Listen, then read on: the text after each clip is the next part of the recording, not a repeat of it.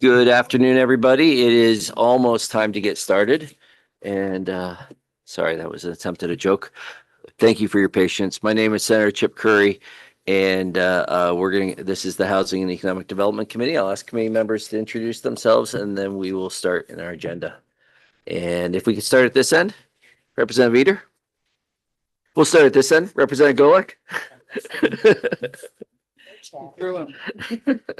Good afternoon, Representative Cheryl Golick. I represent House District 99, which is all of Harpswell and part of Brunswick.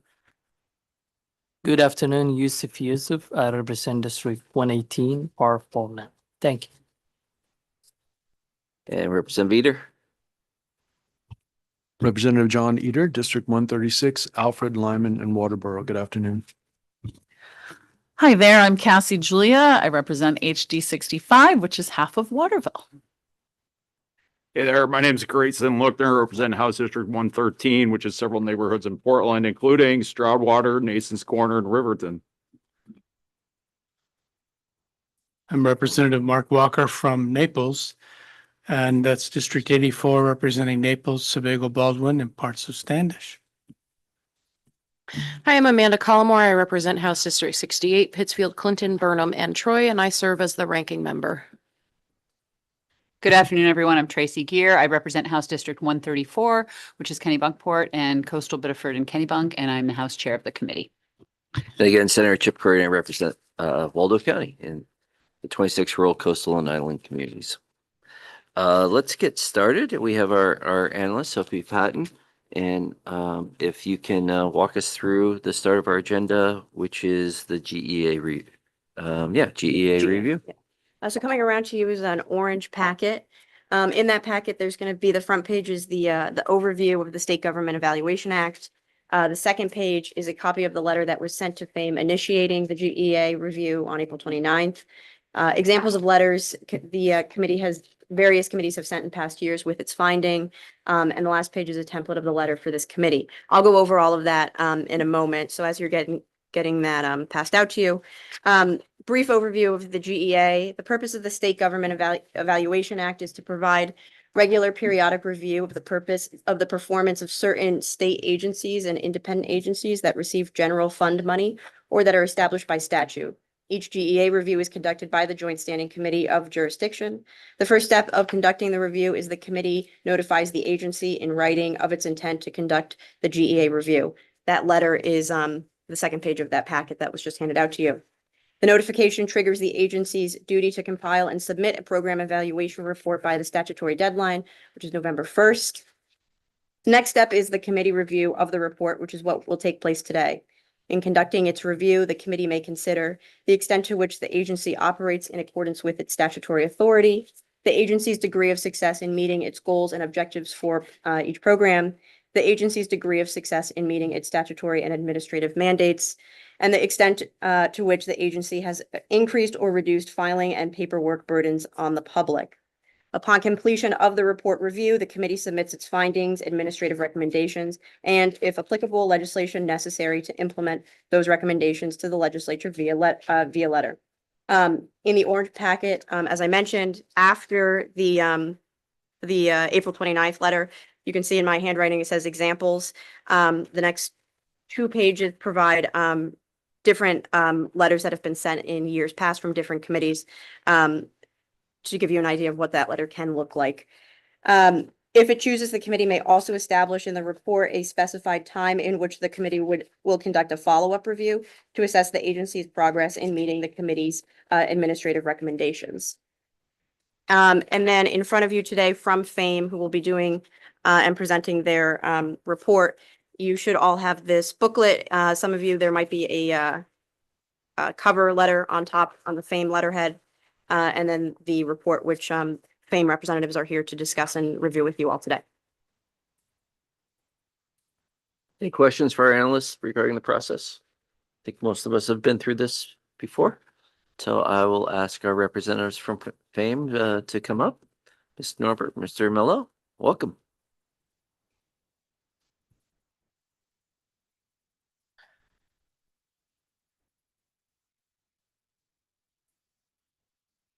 Senator Curry, Representative Gear, distinguished members of the Standing Committee of Housing and Economic Development.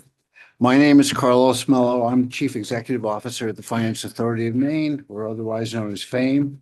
And I'm joined by Bill Norbert, who you all know is our Government Affairs Manager.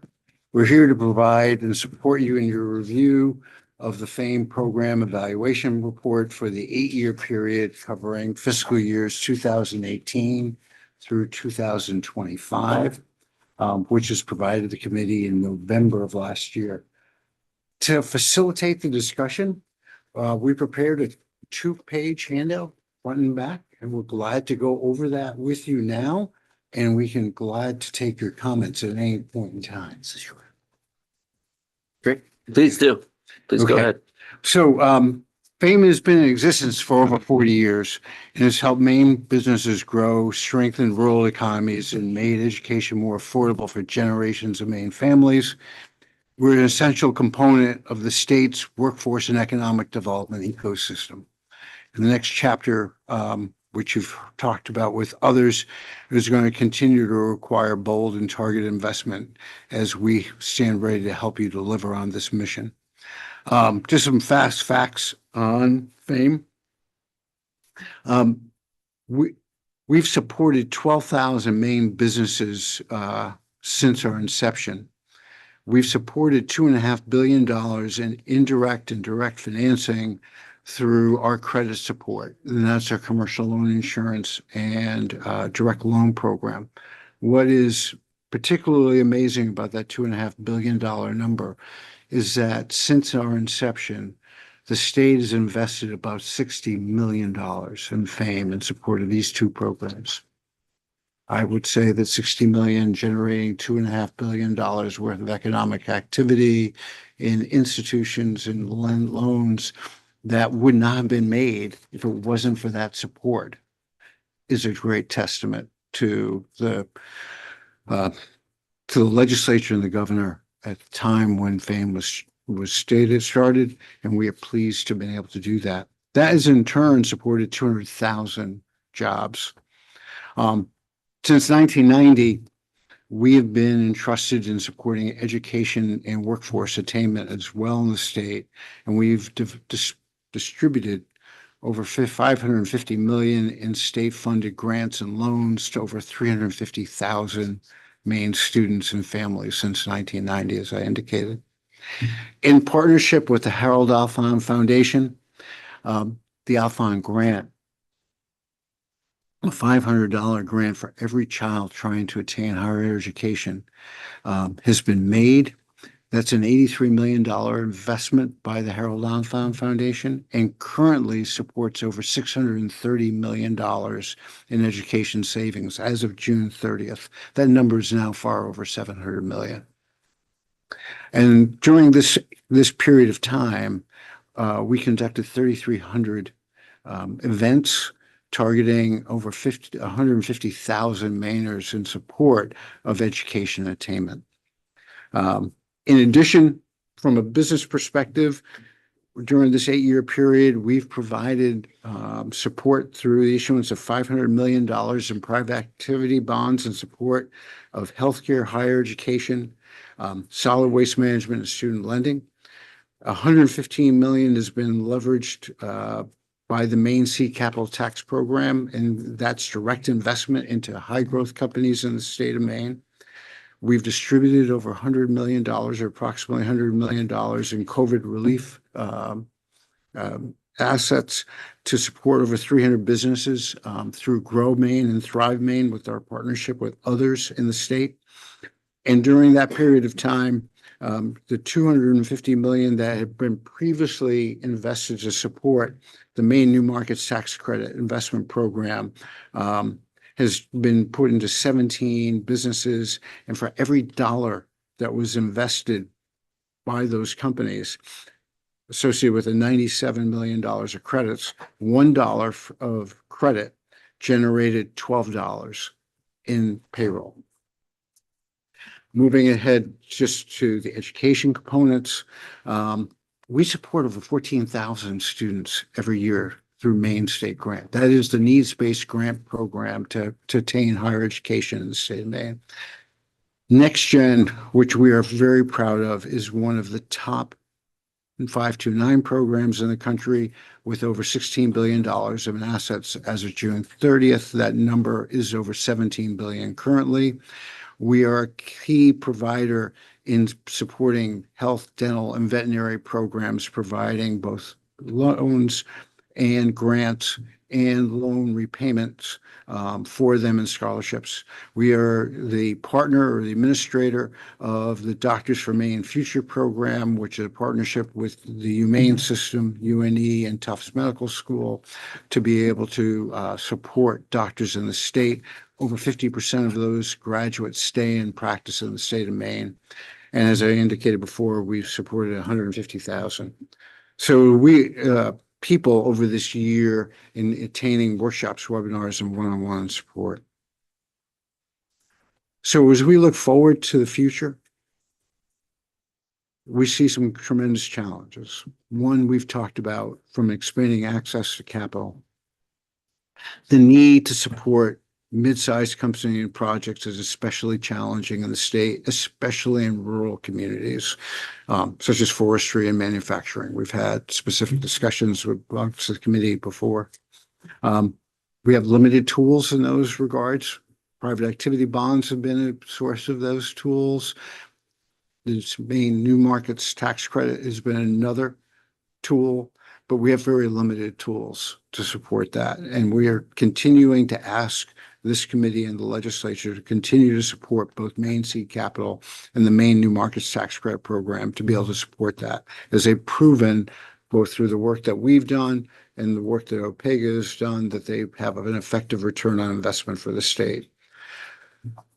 As I indicated before, $60 million has been invested into FAME's commercial loan and direct lending programs over the past 43 years. Please continue to support that. That is something that we continue to grow. And as I indicated before, we're a very critical component of the ecosystem, continuing to strategically align the ecosystem. We have a great strength in the state in that we have very targeted, direct on-the-ground support. We believe in local rule.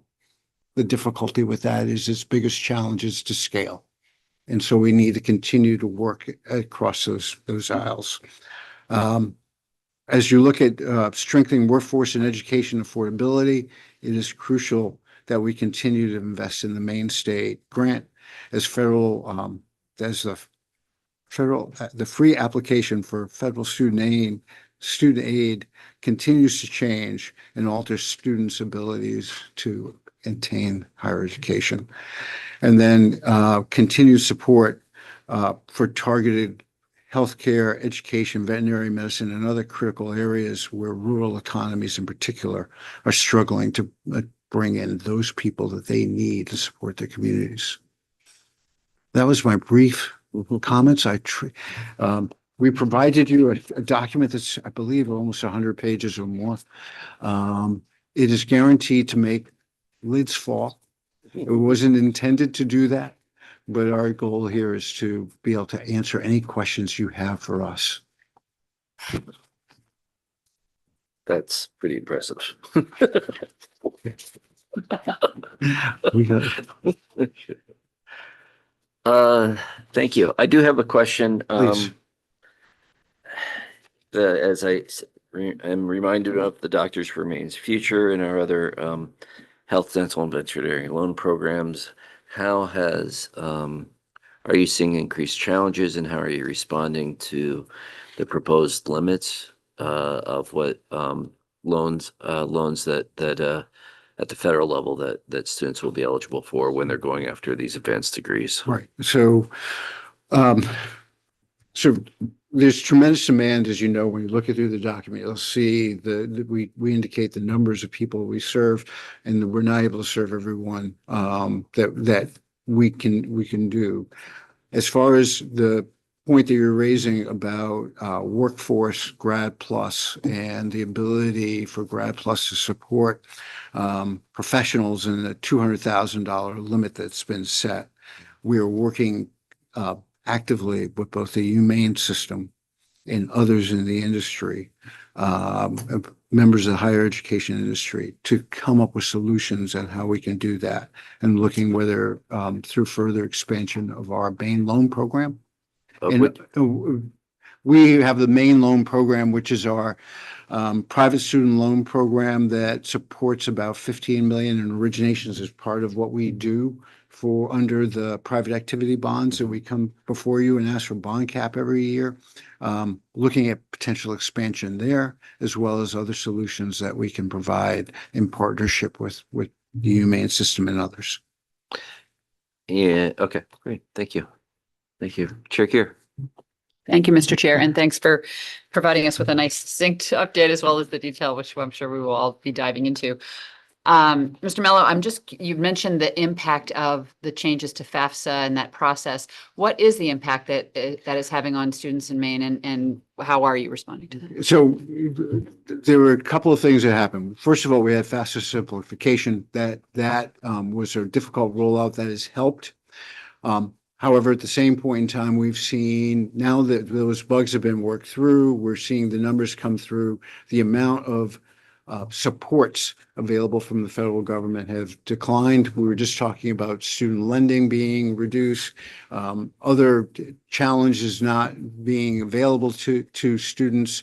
And so working with them, and we have a team that's solely focused on ensuring that they're making wise decisions in attaining education and workforce development. We partner with the Alphonse Scholarship Foundation, as well as others, the humane system, the community college system, folks like Jobs for Maine graduates, and others, to ensure that folks are being able to make wise decisions. We meet with them regularly to be able to talk about the different ways to save for higher education, the different ways to fund higher education, to ensure they're looking at scholarships, and as well, and we're providing, that's that 150,000 people we've talked to over the past 8 years in support of that.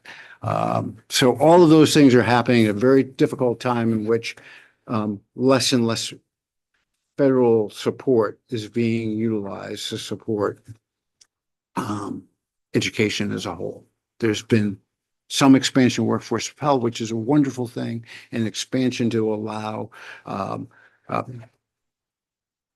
support for micro degree programs and degrees of additional value that don't require college education or graduate education, but all things that we're working to support. So Can I add something? please.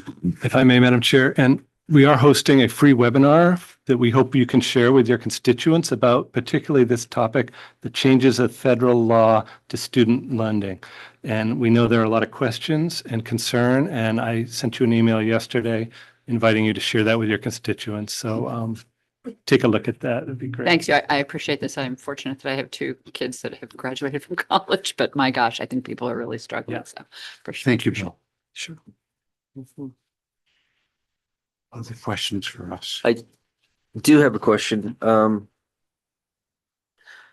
I also sit on criminal justice and public safety, and yesterday we had a review of all the reports that that committee receives, which is 70.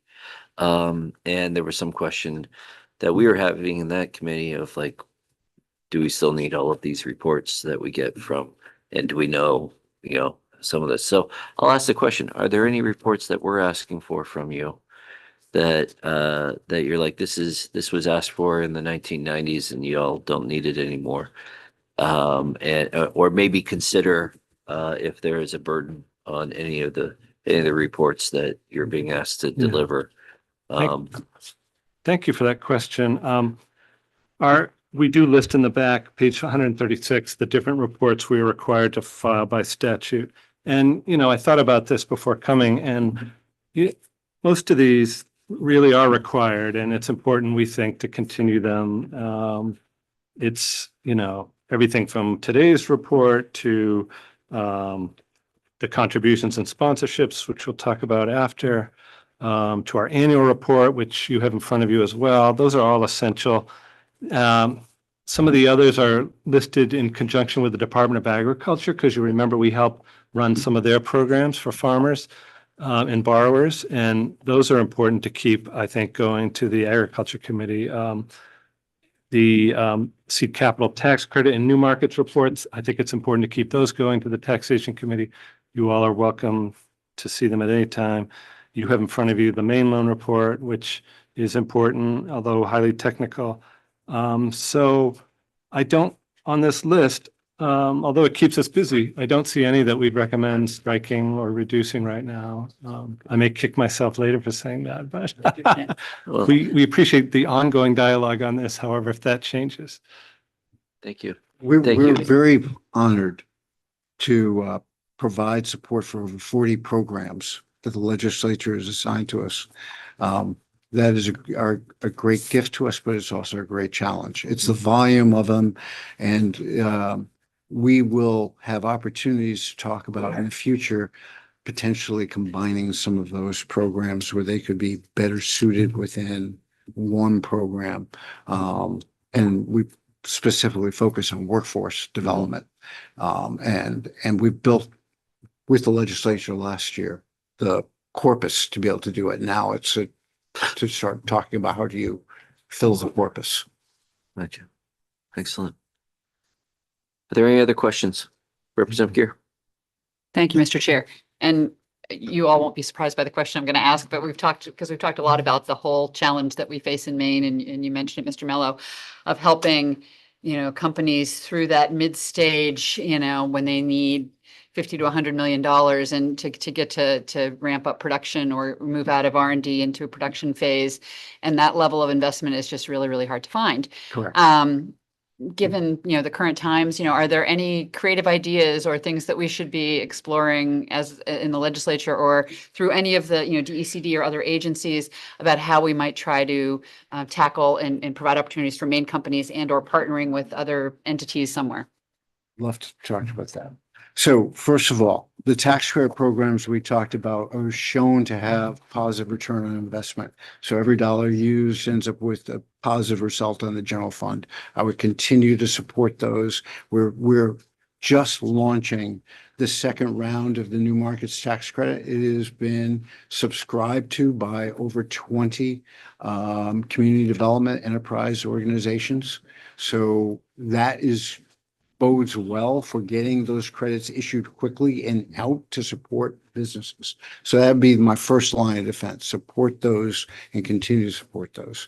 As I asked about before, continued investment in both our commercial loan insurance program and direct loan program has proven to be a positive return for the state. And if there are available monies that could be used to augment that, everything that we can get allows us to do larger and larger transactions. Right now, the state is pretty much topped out at about $10 million and to be able to support. So anything we can do there. Predecessors of mine and myself have talked about how do we look at our reserves and funds, and is there a way working with the treasurer's office and with the legislature to further backstop? The state has been very supportive of providing full faith and credit and moral obligation support to our programs. We've never touched them. Our capital that we have is there to insure against future claims. We have $57 million in capital associated with the commercial loan insurance program, and over our time, we've paid $35 million in claims. So we have more capital than claims history, but we have to make sure we have adequate capital. My predecessor talked about having a fund at the treasurer's office potentially available should we do larger transactions. Not to fund fame to be able to do it, but there's a standby component that would be able to do it over time. Another potential solution is to look at the surplus rainy day fund and alike and be able to look at that from a main sovereign wealth fund perspective and deploy that as well as in direct investment in the state, either with the treasurer's office or through Maine PERS or through others. Those are all strategies I'd love to work with this committee on and would love to try to attack that issue of how do you get more capital invested for companies that need more than early stage financing and support. If I could just Please. respond to that. I think I really, really appreciate that line of thinking, which is how do we take the resources that we have and use them strategically in ways that add to the returns that we're getting through these other programs. And so I am very supportive of that comment and that line of thinking. I also would say that, you know, when I hear stories of businesses that are going to nearby states because of it's sort of the friendliness of Maine at a governmental level is not as much as it is elsewhere. That is a piece of the puzzle that I think we can address if we do it strategically and making sure that safeguards are in place. And I think that is stepping up to that challenge is, I think, something that we are prepared to do. So I'll speak for myself. So thank you for that. I see no other questions. Thank you very much. Any other committee members? Thank you for your time. Thank you.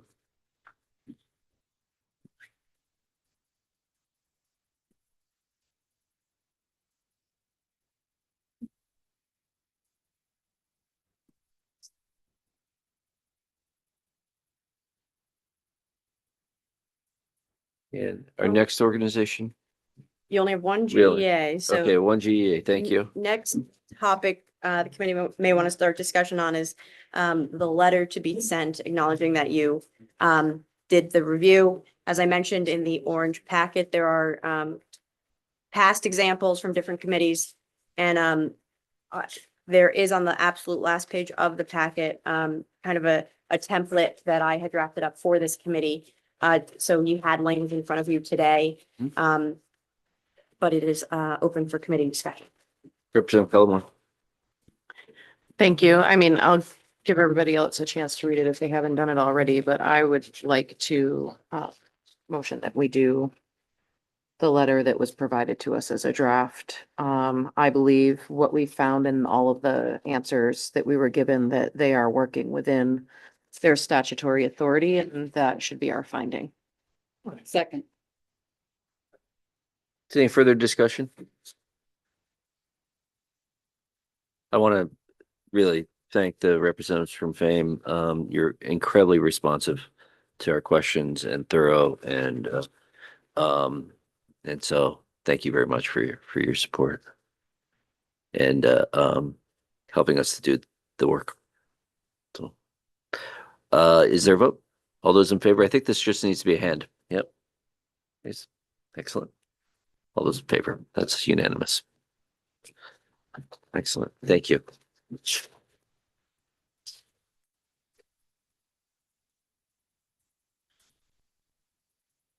And see the agenda.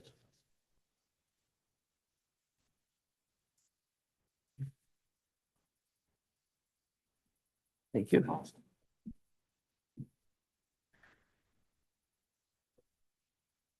Are you also leading us on the quasi-independent review? Okay. So, thank you. Shifting over to quasi-independent agency reviews. You're about to get a bunch of documents handed out, so I will brief you on what those are. So you're going to get the quasi-independent state entity reports packet. That is a white packet. It has a cover page, table of contents below, and that's where all the reports from the entities are included in there. You're also going to receive an overview of the quasi-independent state entities review process. That is also a white packet with no cover page. I realized while printing that I should have requested different colored paper, but learn that for another 2 years and we'll make sure that gets done. But and then you're also going to receive a review checklist, which I don't believe is handed out right now, but it'll be used when you hear from the entities, and I'll go over that in a second. So as you're looking through those materials, today the committee will be conducting the review of 2 quasi-independent state entities under its jurisdiction. The entities are the Finance Authority of Maine and the Maine State Housing Authority. The committee will conduct the review on the remaining quasis next week. Per the memo from the executive director, which is included in the packet with the table of contents on the front page, The areas each report should cover are a list of procurements exceeding $10,000 for which the competitive procurement was waived under policies adopted pursuant to law, a list of persons to which the entity made contributions greater than $1,000, and a description of changes to written policies and procedures.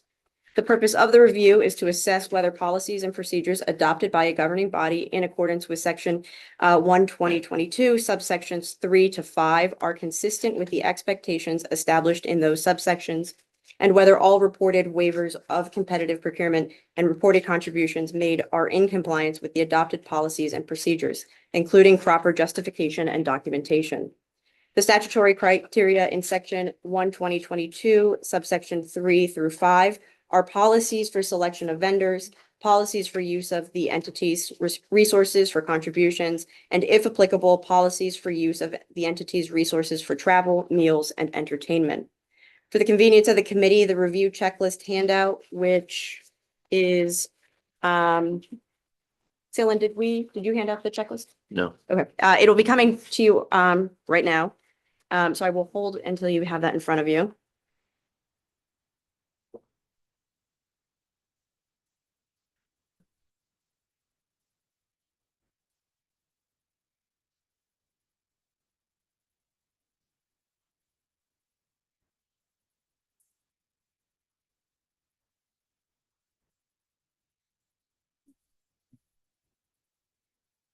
And seeing that you all now have that in front of you.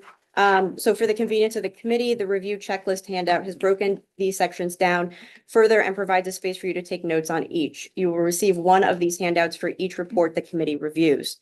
Once reviews are complete, the committee will report the results of its reviews, including any areas that should be reviewed in more depth, to the GOC, the Committee on Government Oversight, by letter. A copy of that letter, of the letter that was sent from the IDEA Committee in the 131st second has been provided on green paper for your reference.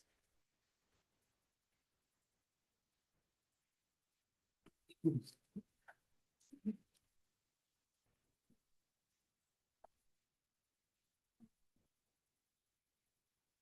that kind of concludes my overview. And the two documents primarily that you're going to be using is the thicker packet with the that contains the reports. And then you'll also receive for each review the criteria handout. I'm happy to answer any further questions. So I want to make sure I'm following what you set up as a structure or what we have as a structure here.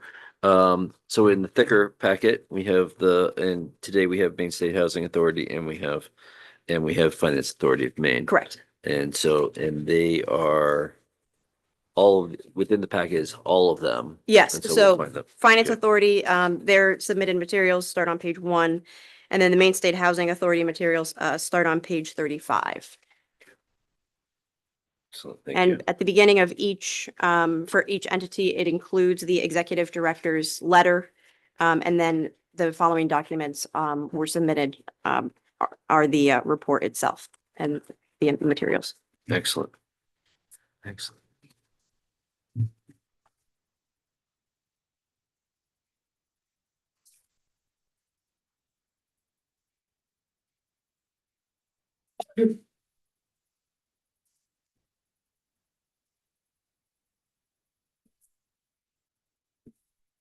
I'll ask if a representative we'll start with Maine. Finance Authority of Maine. Ms. Norbert. Thank you, Senator Curry, Representative Gear, distinguished members of the committee, Bill Norbert, Government Affairs Manager at the Finance Authority of Maine. Before you is our annual report on contributions, sponsorships, and memberships that are over $1,000 that were approved by FAME during fiscal year 2025. You can see the different entities listed. You can see the total at the bottom. They totaled 182,000 and change last year, which was similar to the prior year as well. Most of these were for amounts $10,000 or less. And, you know, these are memberships in various organizations, trade organizations, sponsorships for marketing purposes. You can see different events and things that are and comport with our policies, you also have copies of our procurement and contributions and sponsorship policies. These are generally viewed as giving both fame, good exposure, but also letting your constituents know about the work we do and how we might be able to help them. It could be advertising for college savings through NextGen at the Sea Dogs, to the Great Maine Basketball Tourney, which gets tons of young families and Mainers from all over the state together, and they can see about our offerings. We also belong to, as I mentioned, some trade organizations that provide really valuable research and networking opportunities for us and keep us apprised of goings on in industries, especially at the federal level. And everything from higher education finance to Section 529 programs like NextGen, to our partnership with Maine's lending community. As you can imagine, we do a tremendous amount of work in partnership with Maine's banks and credit unions. And also different symposium, Educate Maine. We sponsor some great Startup Maine, some great worthwhile efforts in Maine that fit squarely within FAME's mission. And I'm happy to answer any questions you see on those. You mentioned where your policies, was that the handbook? Yes, Okay, thank you. that's where our different policies are found. This is, you'll see contribution sponsorships and memberships, procurement, our travel, meals and lodging policy. These are all been shared with you. Representative Pelham. Thank you. I just have one question, and it's more of a curiosity. On the fiscal year 2025 sponsorship membership contributions, Alphon grant promotions, 13,451.25, gift card incentives to promote. What does that mean? Sure. We have, first of all, we appear at many college fairs and financial aid nights and other events. And we always want to promote both NextGen and the Alphon grant opportunity because we closely partner, as Carlos mentioned earlier, with the Alphon Foundation for this $500 for Maine resident babies. And last year, we had to encourage contributions to NextGen accounts. We offered as a part of a competition, Amazon gift cards that were designed to increase awareness and contributions in NextGen. And this incentive actually worked. We found people pledged to contribute more to their accounts, and many did, and some opened accounts for the first time. But this is something done through our marketing and higher ed finance departments. Yeah. Yep. Chair Gear. Thank you, Mr. Chair. And just an overarching question. Do you do any tracking and analysis of the ROI on the different marketing outlets and techniques you're using here? We do. Yeah, I can't give you specifics. We certainly could report back, but our marketing team is very keen on tracking ROI and changing course if we need to, if something hasn't proven successful in the years. But I could get you more information about that, really. Yeah.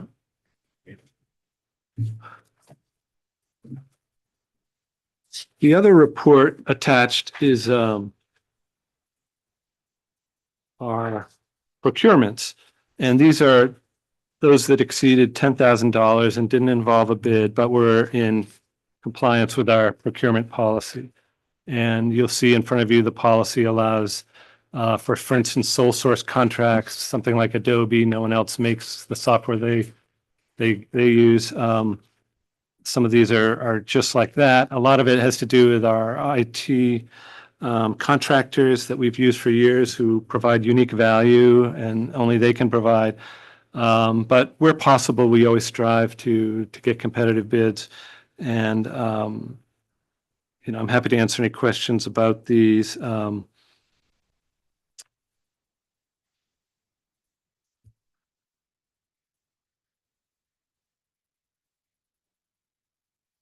some, we have to advertise in Maine's newspapers when we're promulgating rules. That's required by statute, for instance. So there's advertising for that. A lot. There's some legal advice and expertise on whether it be on 529s or on bankruptcy. We have loan servicers that help, vendors that we've partnered with over the years. Occasionally, we have to contract with an outside individual who has expertise in something. And then, of course, you see things that all of us have to pay for: our postage to the U.S. Postal Service, or if we're renting for our annual Showcase Maine event, renting a forum for that. Okay. We advertise on Maine Public Broadcasting. You probably hear us sometimes on your commutes. We're proud to sponsor with them to get word out about FAME.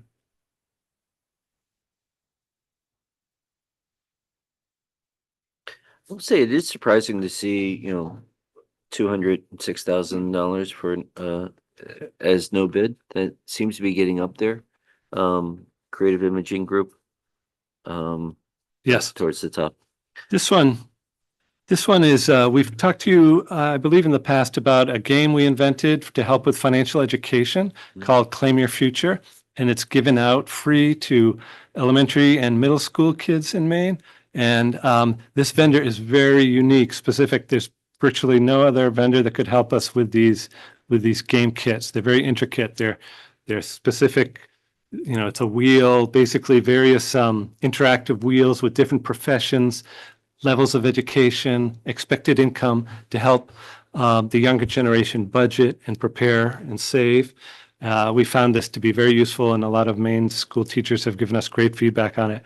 But that is a unique one where basically they're the only outfit that can help us with this unique invention of ours, basically. And we've made it subsequently available online. You can check it out. It can be free. We know folks all over the world are tapping into this, including in Australia, as far away as Australia. So yeah, that's the answer to that. So, Great. Well, thank you. sure. Any other questions? Seeing none. Thank you very much. Thank you. Oscar, and let's come back up.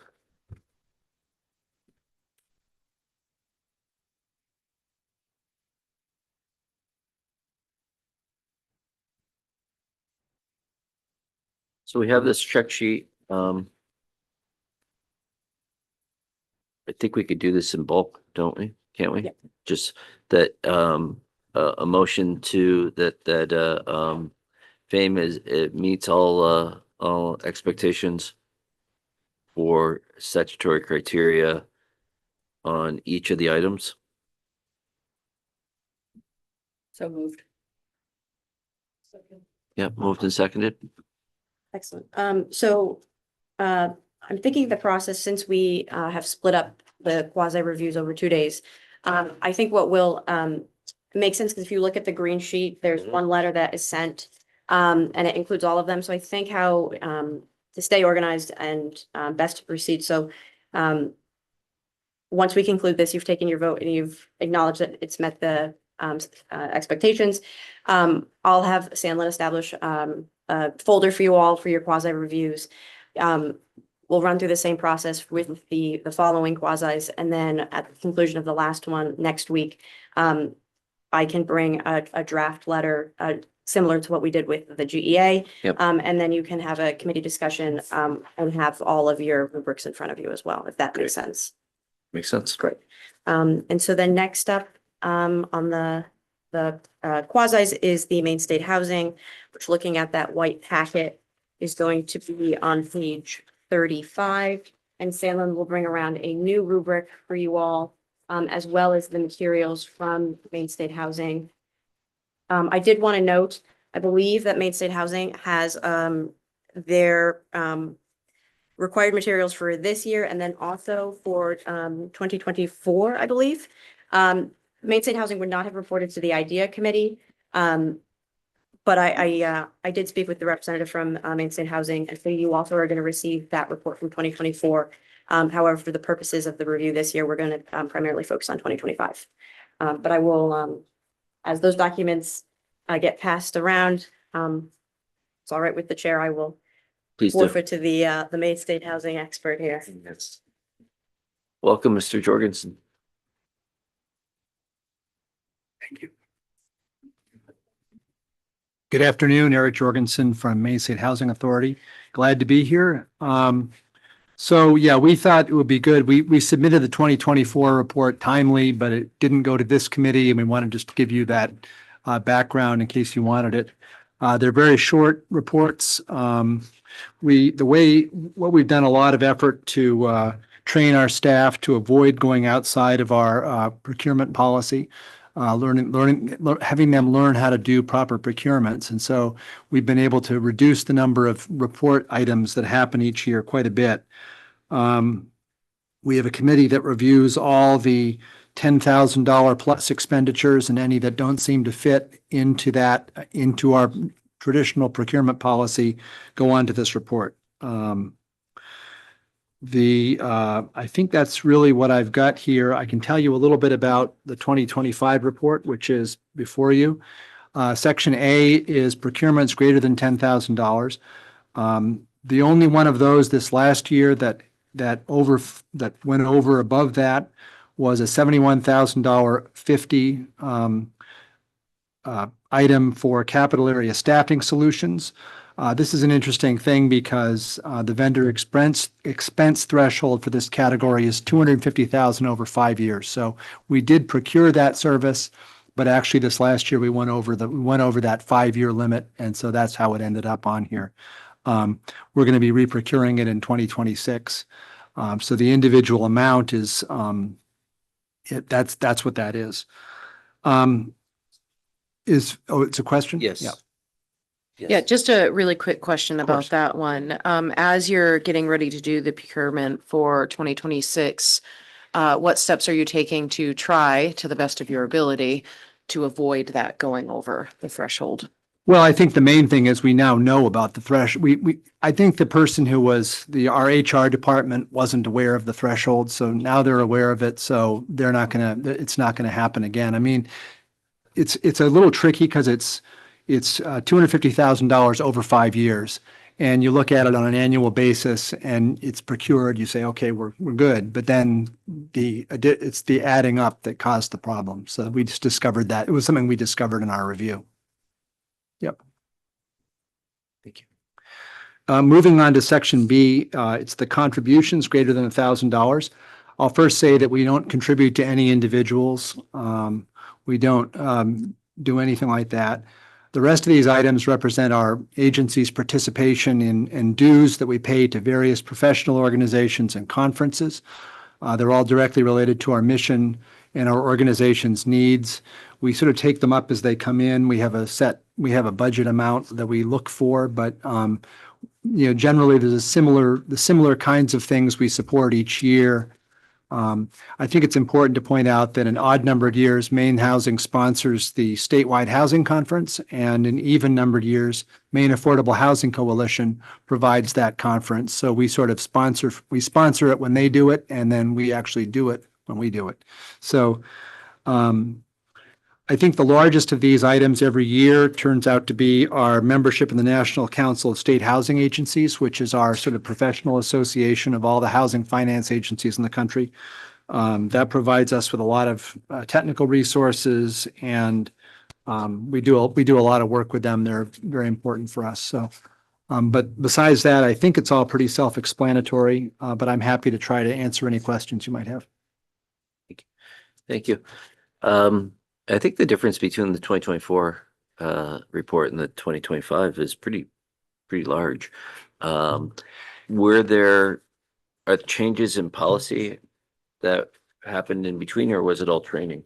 Well, it was partly training. We made some changes back in our, you can see if you, on the 24 report, we actually updated a bunch of our procurement policies. You've got a copy of the procurement policy here. I would just say, generally speaking, it's sort of based on the state policy.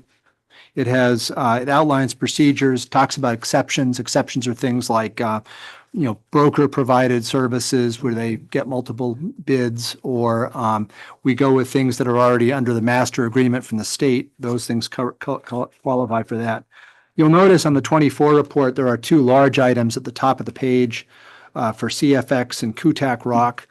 Both CFX and Kudak Rock were organizations that we have procured over the years. The procurement was expiring, and then we had a situation last year when Citibank exited the market. We were scrambling, and we couldn't complete the procurement on time. So those two items were sort of weird timing things that happened. We've since re-procured both of those items. They don't show up again. Those are things that are quantitative services that we need, and legal services, specialty legal services for our bonding. Aside from that, I think we had a special effort around our recruitment. We were having trouble recruiting people. We did a special one-time $11,598 investment in Indeed, which is the platform we use for advertising for personnel stuff. And then we had an emergency with our building, standard waterproofing at $14,000.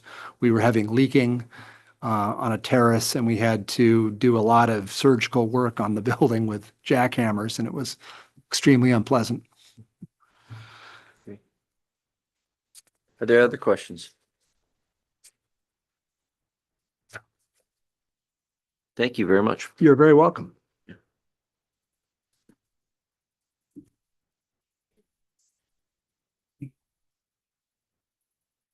Representative Cullimore.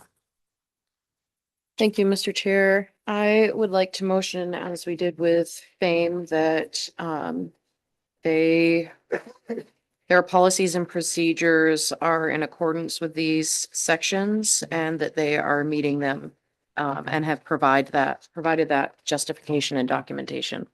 Second. Moved and seconded. Any further discussion? Seeing none. All those in favor? Yeah. Great. Thank you. I want to thank you.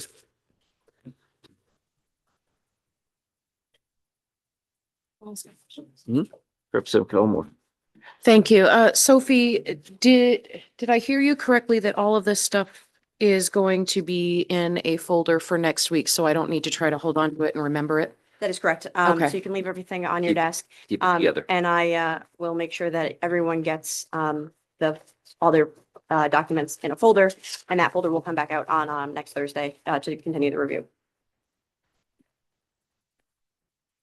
Excellent.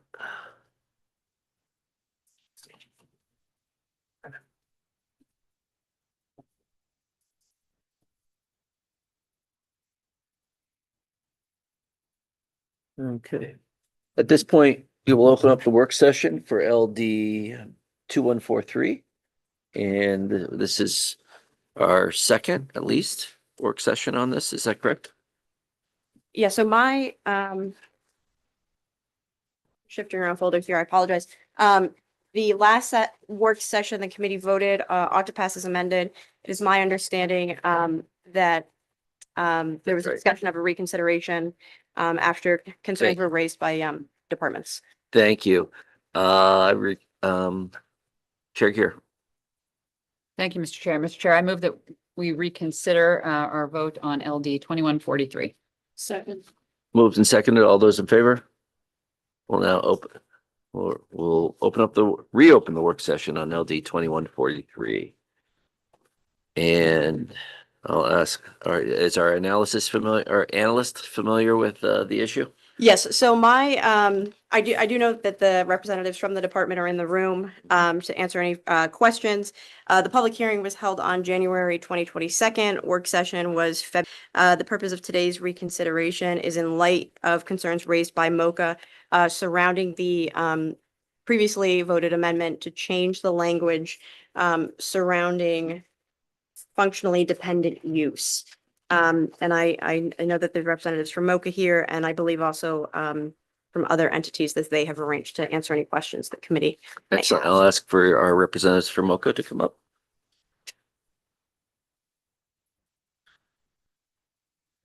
With ready to call a friend if we need to.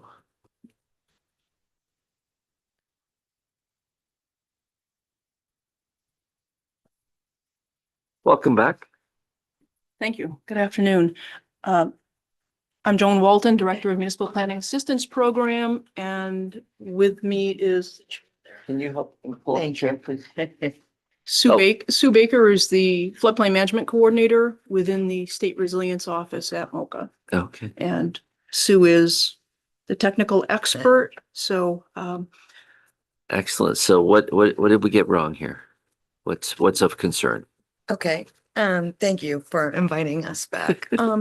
So the definition that was changed and adopted was the shoreline zoning definition for functionally water dependent use.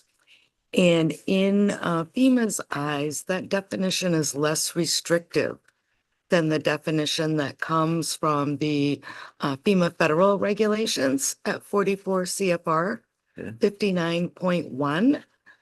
So we are simply wanting to go back to the original definition that we provided in the original bill. Okay. Okay. Any questions, Representative Cullimore? Thanks. Do we happen to have the comparison of those two in writing somewhere? So we know, I apologize, I had to miss last week when that happened and I just love to, I don't have it in my packet.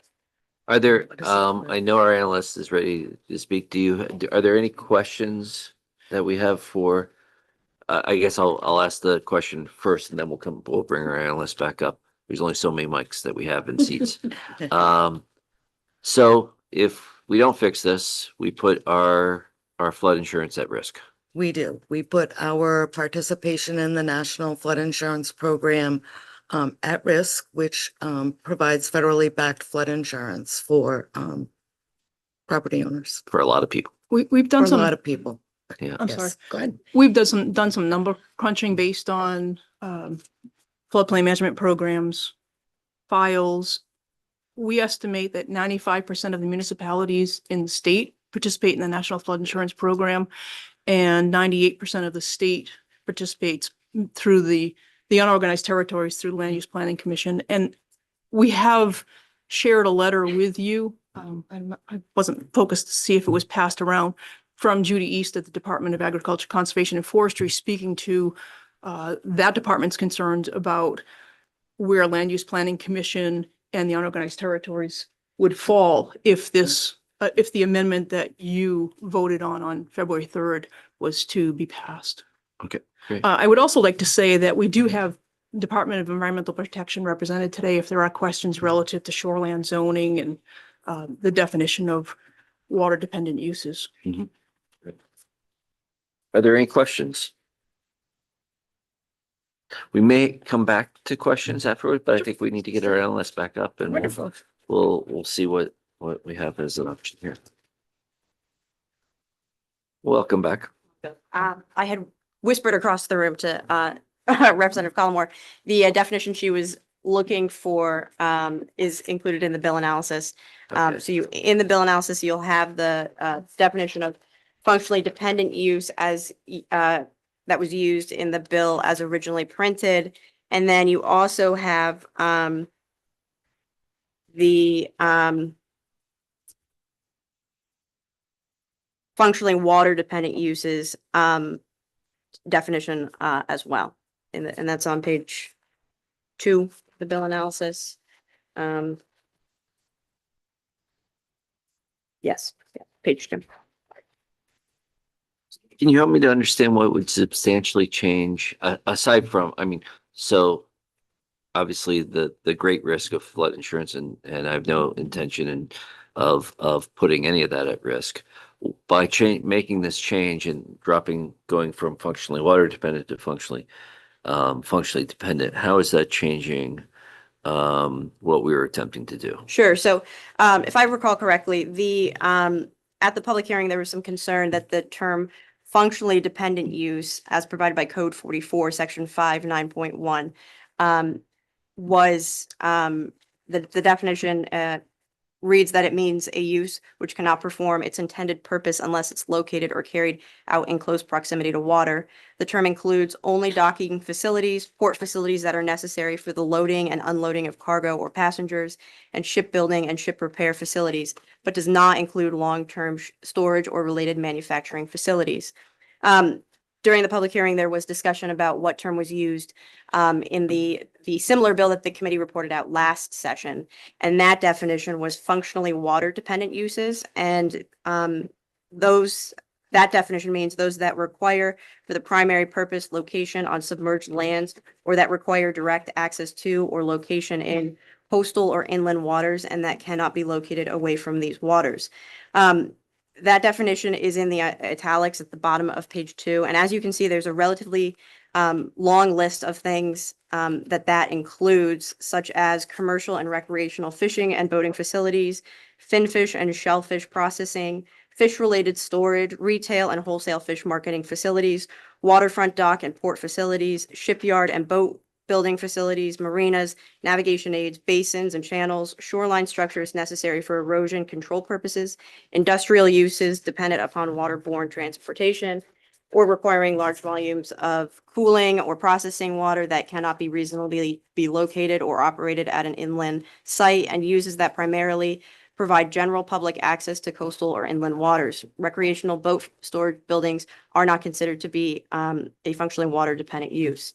Minding that list that is provided in that definition of functionally water-dependent uses, it is my understanding that the department feels that that list is much more broad than the narrow term that functionally dependent uses, and that's where the concern arises with the National Floodplain Insurance, is that by using functionally water-dependent uses, it opens the door to a lot more structures that are included in the definition of functionally water-dependent uses. And the committee was in support of that, but in doing that, we've learned now that we would have a strong risk of losing our flood insurance. Correct, program. Okay, thank you. Representative Cullimore. Thank you. And I'm sorry I wasn't here for this discussion last time, to know exactly why it changed to this from the other one. But by changing that, if I'm understanding correctly, what we've done, because we as a state are allowed to make things more restrictive, but not less restrictive than federal requirements. And this was making it less restrictive. Is that correct? Is that why there's an issue? That is my understanding. Yeah. So to deal with this issue, we go back to the original bill As printed, yeah. as printed. Is there any, so we can just do ought to pass? Yeah, Right. That was the only change that we had? that was it. Yeah. We added the functionally water dependent. Okay. Is there any further discussion? Chair Gear. Thank you, Mr. Chair. I move ought to pass on LD 2143. Is there a second? Moved and seconded. Further discussion? Appreciation for those who have identified this issue. Thank you very much. Is committee ready for the vote? I'll ask our clerk to call the roll.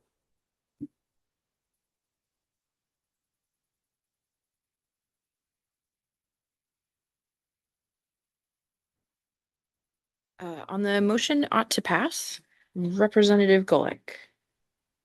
Yes. Representative Golek voting yes. Representative Youssef. Yes. Representative Youssef voting yes. Senator Bennett. Yes. Senator Bennett voting yes. Senator Curry. Yes. Senator Curry voting yes. Representative Gear. Yes. Representative Gear voting yes. Representative Collmore. Yes.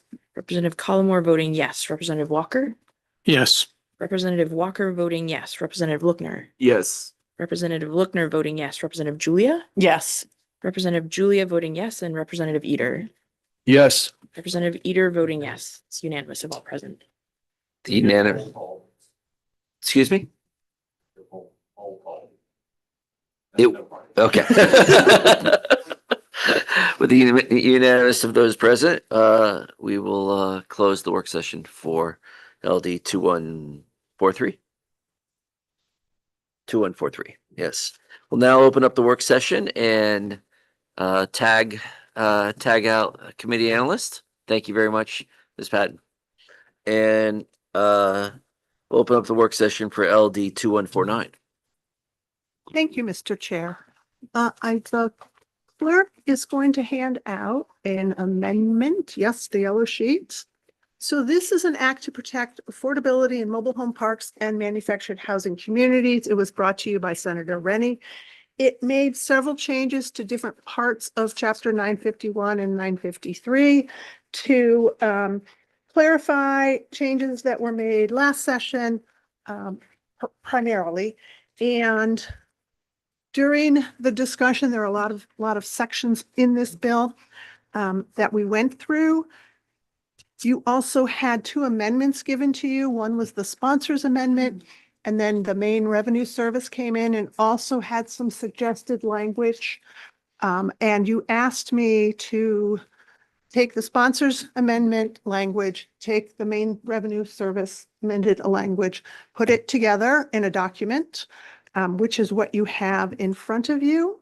You also asked that two terms in the bill be looked into, and that is the definition of controlling interest, which appears on page 1, and also on page 2, the entities. So there's the exemption from the transfer fee and the entities that are exempt, and to get more information on how to craft that language in a way that captures the type of entities you want to capture, but does not bring in entities with very little interest, financial interest in the sale. So I'm gonna go through, so you can tell everything that's different because you'll see the lines on the side of the page. So the controlling interest section, that was the new language that the sponsor proposed, and both Greg Payne and I looked at this language and concur, and Senator Rennie concurred that this language is drafted is very similar, if not identical, to other language in the statute that discusses controlling interests. The one difference that I have added here is the last sentence in that controlling interest, which is, how do you determine whether a purchase or acquisition of a controlling interest has actually taken place? So how do you calculate that 50%? And it says persons must be treated as acting in concert when they have a relationship with each other such that one person influences or controls the action of another through common ownership. And that is the phraseology used in other sections of Maine law. And if you want specific citations, I do have those for you, but I'm having trouble locating them at this juncture. Actually, in Title 36, the section about real estate transfers, this is the definition that is in the tax code. So that was one change the sponsor recommended. The sponsor also recommended adding a definition of purchaser of a manufactured housing community. The highlighted language in there is language I added just so that the sentence read correctly. It is not a substantive change from what the sponsor proposed. Representative Cullimore. Thank you.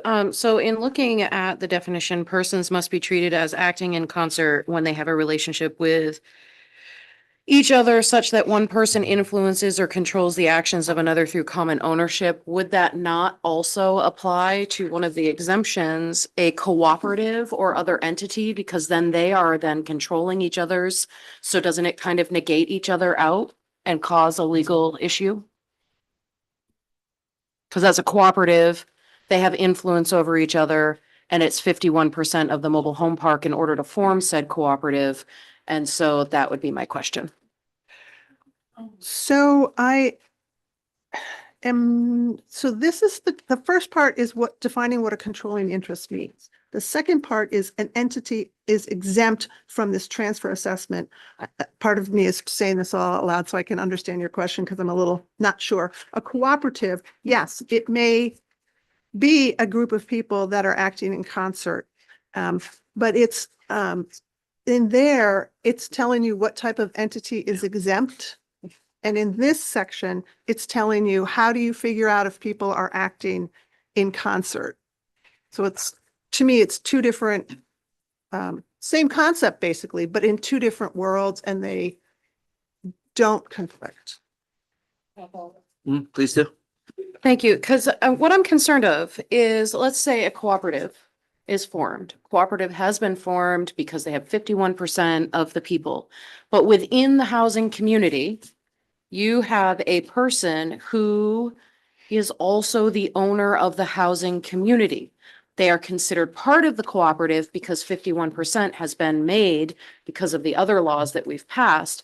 And therefore, they also have the controlling interest because they own the place that's now being tried to be purchased by the cooperative. Do you see this loop that we could potentially be in? And I see this being a really big legal battle. So I'm not, so you say the cooperative is owned by 51%, but actually the cooperative is owned by 100%. Right, but what I mean is you have to have 51% of the manufactured housing community Right. agreeing to do the cooperative. Right. So 51% has done that. So now the entire community Is part of a is cooperative. part of a cooperative. One of the community members, even though they didn't want the cooperative, owns the park. Therefore, they have a controlling interest because they maybe live in the park that they own. I don't think they individually have a controlling interest. I think the cooperative as an entity has a controlling interest. And that may be the distinction. Representative Cullimore, as I understand it, the 51% is that initiates the process, and then ultimately it's bought. And then the whole park is bought and owned by the cooperative, the entity. And so there isn't then that private owner any longer. Right, I guess what my concern is the whole idea behind this is before the purchase. This is the person purchasing. I see what So you're saying, we're yeah. saying that they can't have a controlling interest, but they have a controlling interest, but it's okay that they have it because they're part of this cooperative.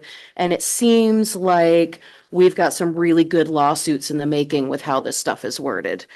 And I gotta tell you, if I were one of the people who was really pissed off about having to join this cooperative because 51% did, I would find this loophole and I would sue. So that's kind of what I'm putting out there. I think we have language that's contradictory. I also hate exemptions, so that doesn't help.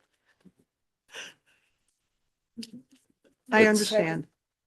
Chair Gear? And further clarifying question, cooperatives by definition in statute are limited equity cooperatives, correct? So the entity that is the cooperative is the owner.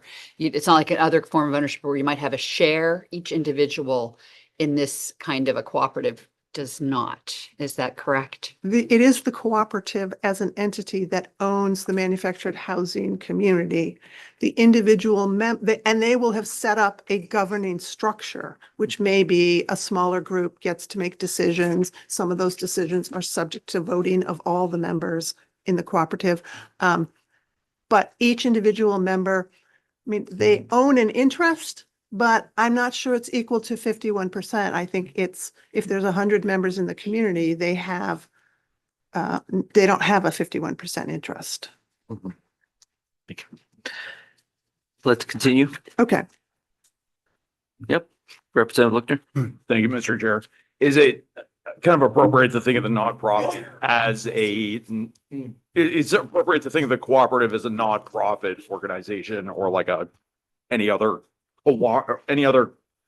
incorporated, it's a corporation essentially. It is, and the type of cooperative that is established in the housing communities are not designed to make a profit. So in a sense, it's nonprofit. I don't know if it's officially called nonprofit, but the terms are that they cannot be running to make a profit. It's incorporated similarly, and the cooperative itself is sort of running as a nonprofit corporation. Right. Similar. Yes, similar. Okay, so we were talking about the exemption sections. The There So was, I did notice that there were some amendments on, above the exemptions. Are those just? those uh, are just, oh, those were Sure. just section 2 became section 4, section 3 became section 5, section 4 became section 6. And then we added or license renewal. Yeah, that was from the original bill. Okay, thank you. So, so that's from the original bill.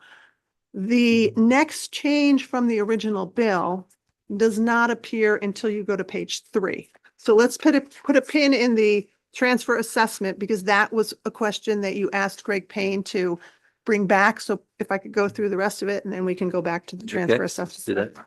So the sponsor proposed, and it's messy looking in front of you. The sponsor proposed changes to section 3A, sworn affidavit of exemption, section 4, evidence of payment. And so that's what you see underlined is what the sponsor proposed in her amendment.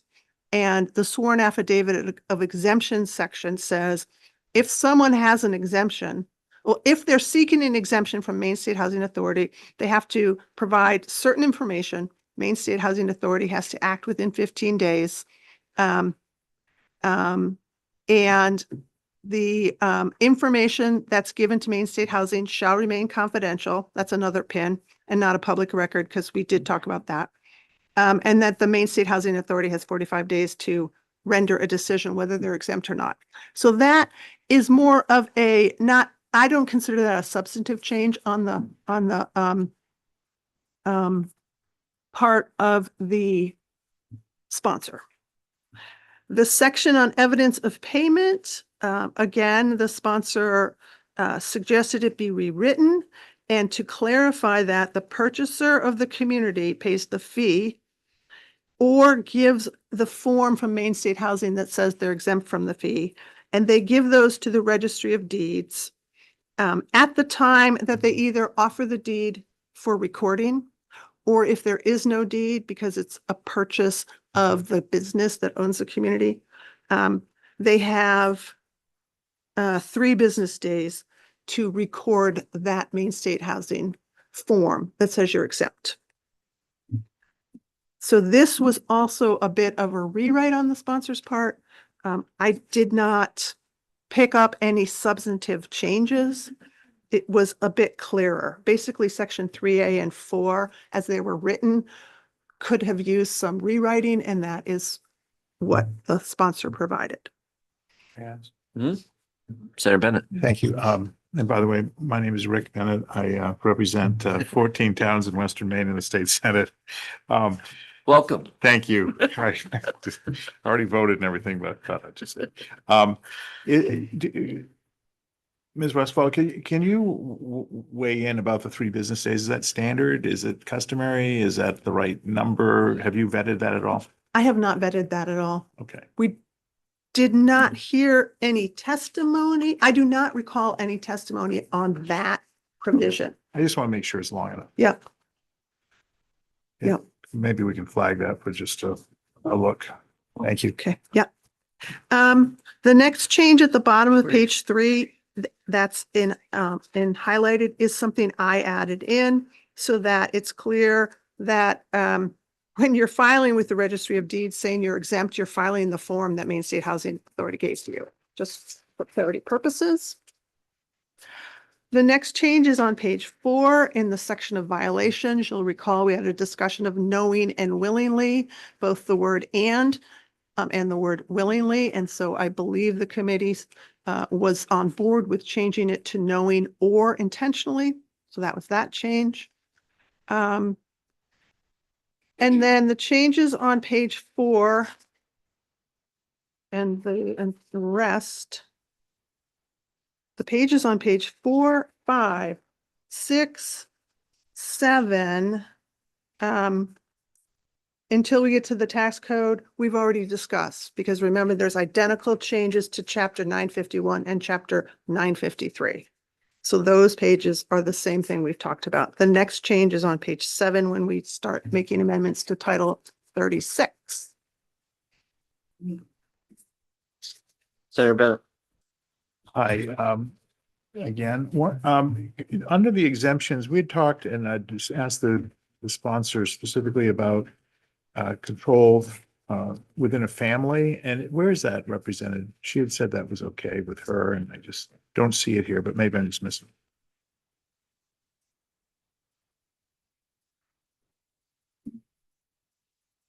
Let's see, you're right, and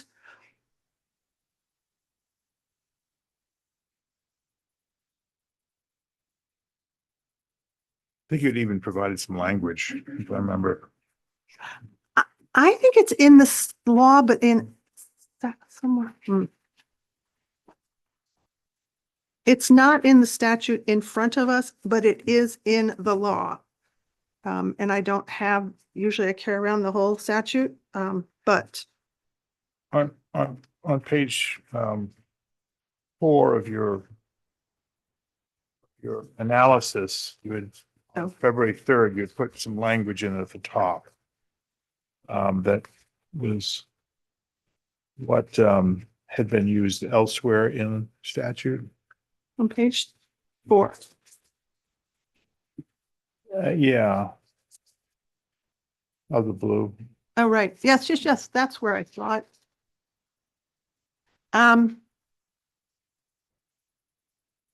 Yes, I'm sorry.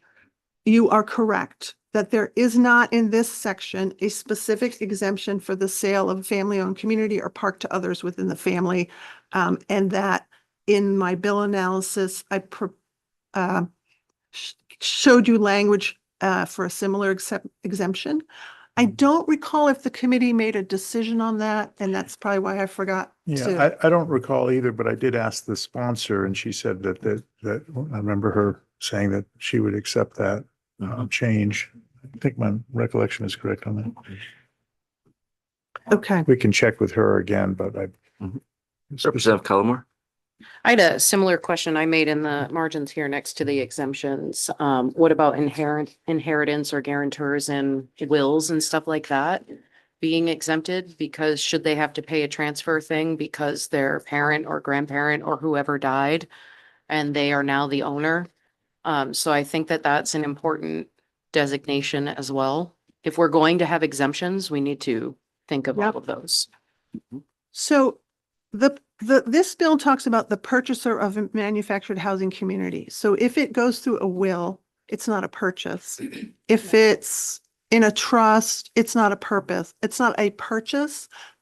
There's no reason why you couldn't say in here, a purchase does not include if there's specific things that you want to keep out.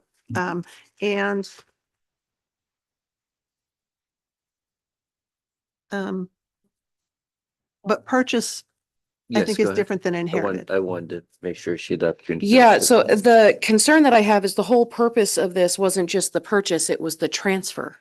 And that is a transfer. So I would be transferring ownership from, let's say it's me that dies and I own it and I want to give it to my son. That is a transfer. And I thought the whole purpose of this bill was to avoid the transferring of ownership without sale. And therefore not purchased, transferred. So what I understood is this bill was to address, there's the purchase or sale of the real estate. And then there's the sale of the business that owns the real estate. So those are both purchases. And someone is selling something, whereas in the inheritance, if you're either inheriting the business that owned the park or you're inheriting the actual park, you're not purchasing it. So this transfer assessment wouldn't apply to an inheritance because that's not a purchase. Go ahead. Thanks. I just remember hearing in testimony something about the transfer. And so that's the part that concerns me if we're focusing solely on transfer. And there are taxes that you have to pay. So that might be considered a purchase. And do they now have to pay the additional fees? And I'm quite I have a lot of sensitivity around this area. And I want to ensure that other people don't become homeless or lose their property because they can't afford a fee because they've inherited. Yep. I recall testimony about the transfer and the percentage ownership issues and the what's an exempt entity, what's the net worth. I don't remember that particular concern, so I haven't thought about it. We'll continue on. Yes. So we are going to, so I've made a note about the family-owned portion. We're going to go to the last page 7 and 8. Those changes are to the tax code, and you'll recall that Maine Revenue Service came in and had language that they wanted you to include in place of what the sponsor had proposed, and that is what you see in front of you. It specifies that this is a deduction or for if it's a capital gain, and it adds in the language about if it's a taxable year beginning with this year. It talks about it tries to capture when there's a series of transfers and allows for the capital gain to be realized over a series of years. And that is made in section 12. One has to do with income tax on individuals. The other one has to do with income tax on corporations.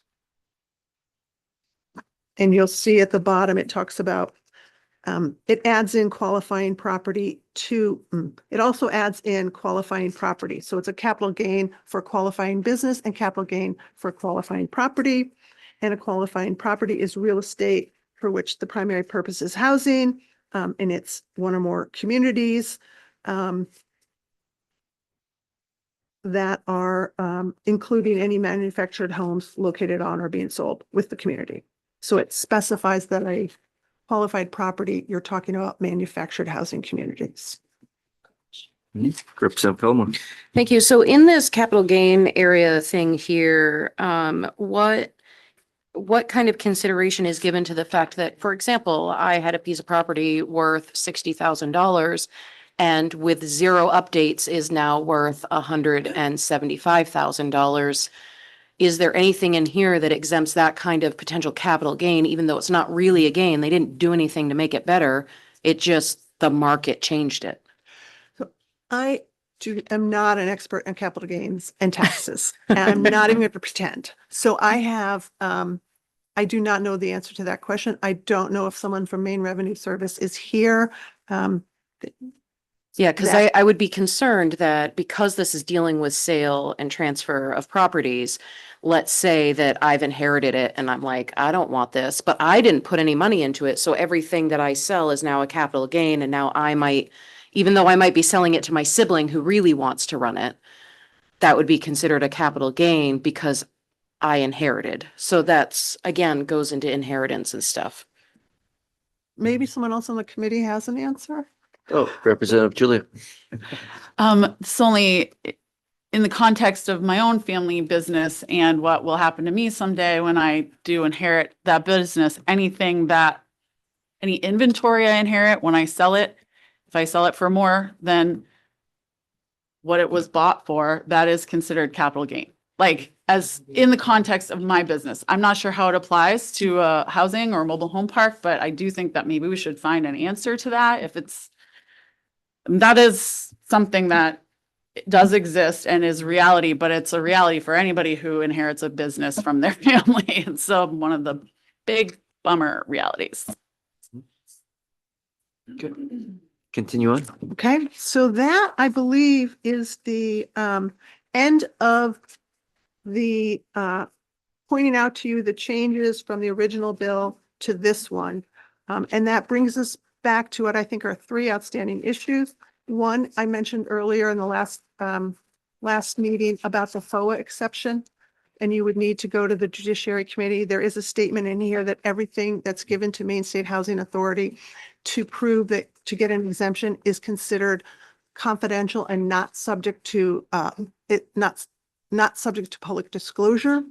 The bill, if you pass it with this exception to the public record, would need to go to the Judiciary Committee for their consideration before it was enacted. And what I said at the work session is there is a way to narrow it. Sometimes the Judiciary Committee will say, is this a good reason to have a public record exception? Is it too broad? There are public record exceptions that are a little narrower than this. And Can you point me in the right direction? Of where it Where are we is? in the bill? let's go to page 3. In the middle, that long underlined paragraph, it says in the middle, the sworn affidavit and the information submitted shall be considered confidential and not a public record. Okay. So that is a fairly broad public record exception, and there's probably is confidential business information that a person seeking an exception might not want to be subject to disclosure. But there are ways, there is a way to restrict it. And commonly in statute, what that is when the person submits the information, they identify it as proprietary and they would like it to be kept confidential. And if Maine State Housing Authority deems it to be proprietary, then that part of the submission is an exemption from confidentiality and public record exception, but not the entire submission. Yes, Senator Bennett. But just to be clear, that puts the burden on the person filing for To identify what they consider proprietary information, yes. rather than on the state for that burden of just keeping it private. And we're just talking about the narrow information that came to the conclusion whether they qualify for the exemption. Is that right? Right, yes. And that would be most likely financial information. Right. And it may be if you leave it this way and it goes to the Judiciary Committee, they sometimes make recommendations. They may make a recommendation to narrow it.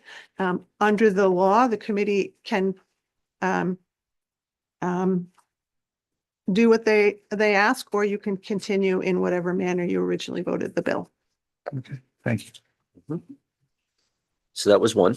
Okay, the other one was the family-owned exemption that dropped off my radar. And the last one was the actually the transfer exemption portion, which is on page 2, and the language, the entities that and affiliated entities, and that is the work that Greg Payne did on behalf of the committee.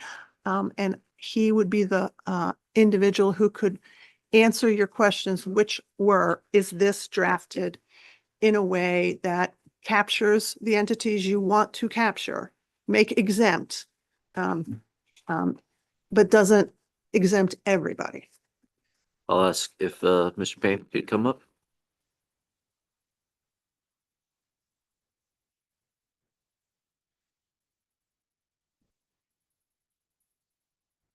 Thank you. And if you could introduce yourself. Sure. Good afternoon. I'm Greg Payne. I serve as the housing analyst in the Governor's Office of Policy Innovation in the Future. Excellent. So can you help me walk through what on this transfer exemption side of this, what is being Yeah, proposed? Actually, if Is it's it okay, in I'd love yellow- to is pass it- around this. I don't think what I It's not. did the little homework on is included in the yellow paper. Okay, No. So, we have another paper. We have a white paper. yes, Okay. the white paper. He's an analyst in white papers. Yeah, that's right. I'm sorry. Change the title.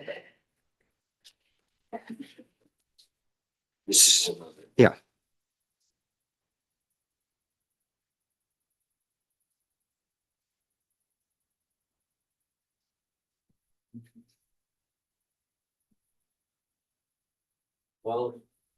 While we're waiting on that, no, I don't want to confuse us. We'll come back to my other question. Okay. Please go ahead. Okay. So there were two different sections that when I was in front of you at this last work session, we were talking about, and that Lynn was just speaking to, and that is the definition of controlling interest. And then in the different section around the exemptions to the fee, the definition of controlling, controlled by, under common control. And as Lynn was saying, like, they are two different issues. And as to the second one here, in determining, what entities should be exempt from the from the fee because they are below the $50 million threshold.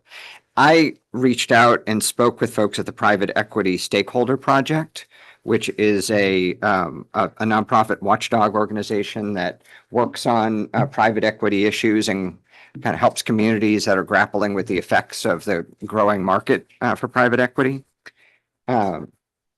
And got their feedback on this, I think, explaining to them what we're trying to accomplish here and whether the language was too inclusive, was taking in too many people, was clear enough.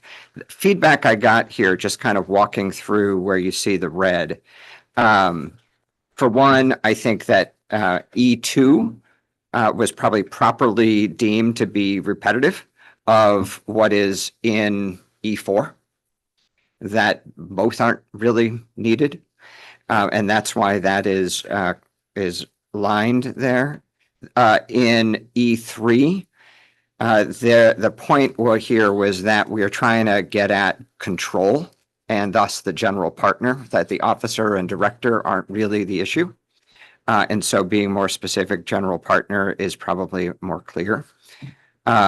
Same goes for in E4, that the officer, director, trustee, they had suggested removing, which seems to make sense. They had also kind of to the specific issue we talked about last time. What's the right number? Is it 10%? Is it 20%? Is it 30%? Their feedback was that it's a little bit in all the eyes of the beholder. I think that if one wants to be super inclusive, you go lower, like around 10. I think I was also kind of hearing that 10% may be seen by some as too low and capturing some people who really aren't in some kind of controlling interest in an organization. I also confirm with an owner of a manufactured housing community that he has investors that are at that 8, 9, 10% level that really don't make sense to be included here. I will say in all fairness, he suggested that owner 25% was probably the right number. I think that the folks at the Equity Stakeholder Project were suggesting something like 20 could work fine. Again, I don't think there's a hard and fast number here, but that's the feedback that they offered. They also had suggested that there could be some situations where an organization is set up such that there is a partner that's not necessarily receiving all of their power or interests in the form of votes, but rather in distributions. And thus that's why the suggestion was changing it to voting or economic interests of an entity. I think so anyway, I included that in this suggestion back to the committee. So hopefully that makes some sense to folks. Senator Bennett? Just looking over to the. Representative Kellamore. Thank you. I do have a question because now I thought of a example of where there would be a purchase when there's a guarantor or inheritance thing. One sibling doesn't want it, the other one does, but you have to buy them out, therefore it's a purchase. So where are we looking at that within your exemption stuff and work that you've done that would ensure that they are also included in that? If we're going to have exemptions, how do we ensure that they are also protected? So I think if it's a family to family transfer, It may not be. That's because a guarantor is not always a family member. For example, my partner passed away. If he had left something to my son, that is not his family. They are not genetically. so if the scenario is you inherit something and you want to transfer it to someone else, that there's no transfer fee when you inherit. But if you sell it to someone else, then there is a transfer fee because that's the purchase, not the original inheritance, but there is a subsequent purchase. And that is not, I'm thinking more like it was inherited by two people and one is buying out the other one because the the second doesn't want it. I think that's still a purchase. It's still, there's still a sale. You have to. Right. I'm trying to ensure that Right. So that's that- not. Yep, that would be a separate type of exemption that is not in here. The one that the committee is talking about adding in is this sale or transfer among family members. And family members are defined in this language relating back to the intestate succession. So that's, you know, aunts, uncles, grandparents, children, probably registered domestic partners, but a limited group. But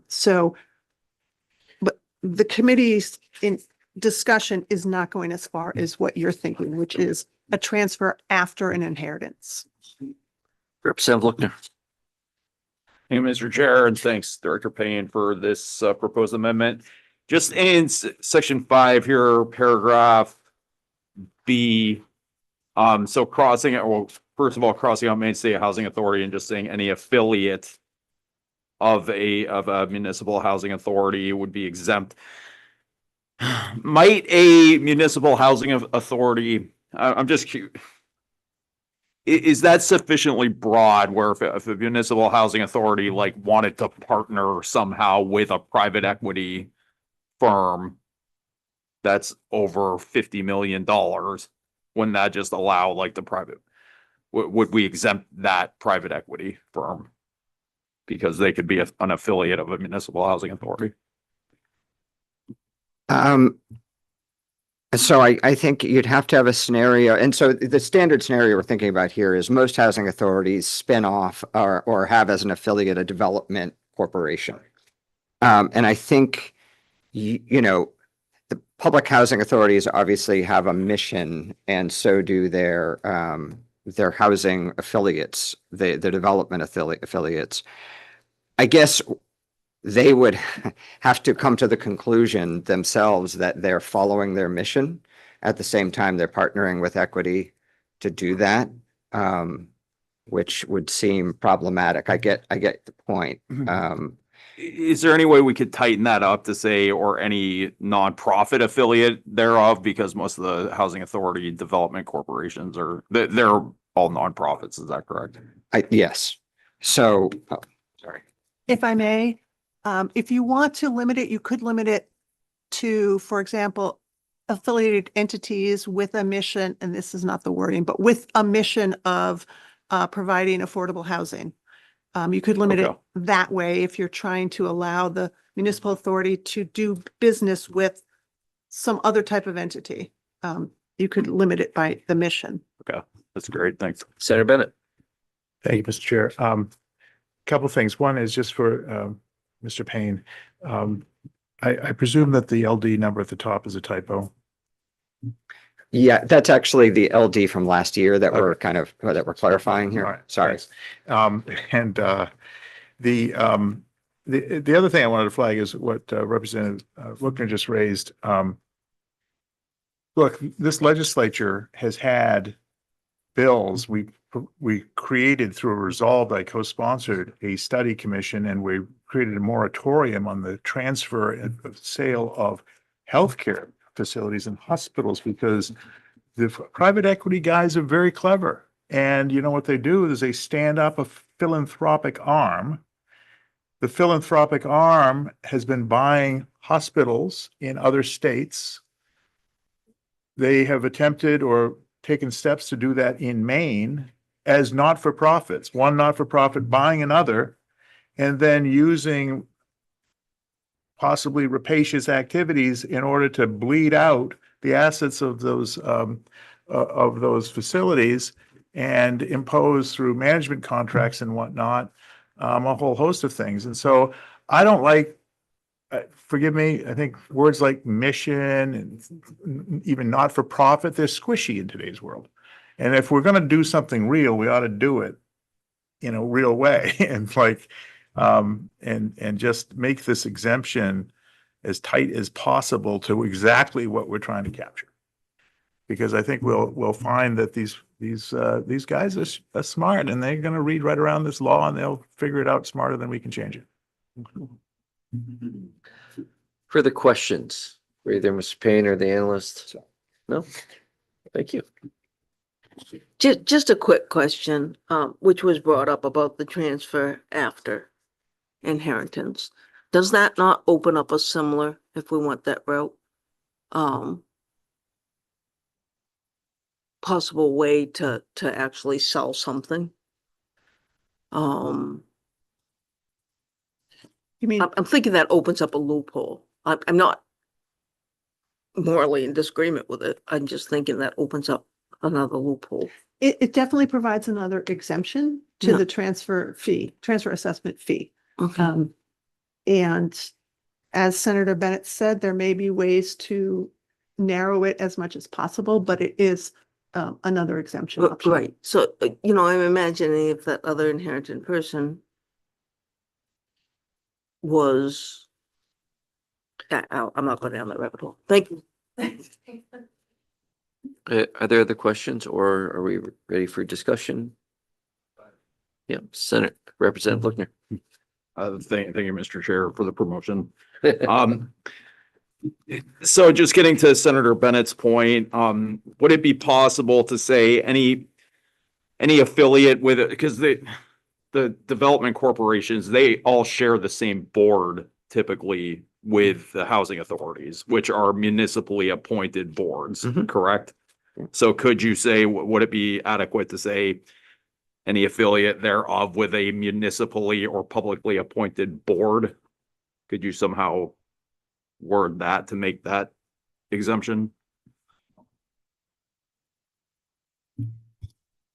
I haven't seen that in statute. I'd want to kind of think out what municipally or publicly elected board, if it encompasses everything that you're thinking of, but I do think that gets away from the mission problem in a company setting itself up that it has a mission, and it does limit it in a way that it may be a good solution. I just haven't thought through what that means. Here. And if I think we're surfacing an unfortunate reality that we're dealing with today, which is trying to anticipate the shenanigans that might occur and that might be used by someone who's really trying to impersonate a nonprofit organization, which by federal statute has a very specific definition in terms of what it is and then what you need to do in order to maintain your tax exempt status as a nonprofit. So I guess I'm not sure that those of us are in the horseshoe right now having this discussion. It seems like we need to do some research in terms of the language that would capture that idea of, we're setting up this nonprofit to own this, and then we're going to make money through rapacious management contracts, which I think we've seen it happen. So we know it has happened in the healthcare world. I think we need to find the right language to try to prevent it from happening in what we're trying to do. And I don't have a suggestion because I don't know how to do that, but I am happy to look at that. I just will point out that this is a proposed expansion of the current law says a municipal housing authority is exempt, and that's all. So this is a proposed expansion of the exemption. If the committee wants to figure out how to allow a municipal housing authority to work with someone and be protected, I'm happy to look into that. But the other option is you just keep it the way it is, which is just a municipal housing authority is exempt. Well, Mr. Payne, this question, if we did that, is that problematic? I think just functionally, the reason that we suggested making this change was because there actually has been a case just in the past year or so where a housing authority, I think it was York Housing Authority, purchased a mobile home park.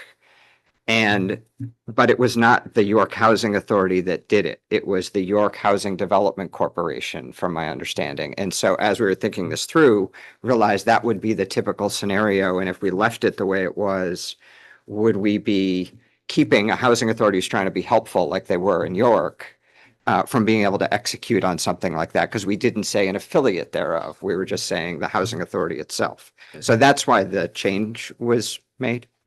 Representative Gear? thank you. And I'm also running through scenarios for communities like mine that don't have housing authorities, but do have, for example, housing trusts that are taking, and in fact, are in many cases are looking at purchasing existing buildings rather than building new.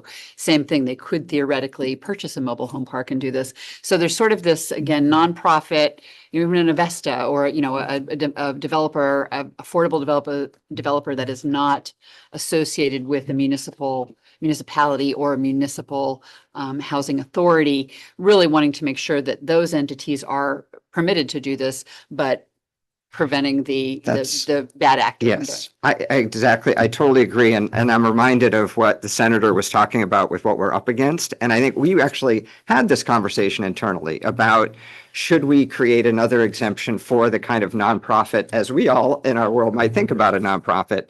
We did not suggest that because we thought in their ingenuity, we'll call it, they will come up with a way to get around it. And so we did not go there. We kept these exemptions very tight. And I think the feeling is if we keep it tight for now in the world, maybe there's a reason that we feel like in the future we could change it a bit.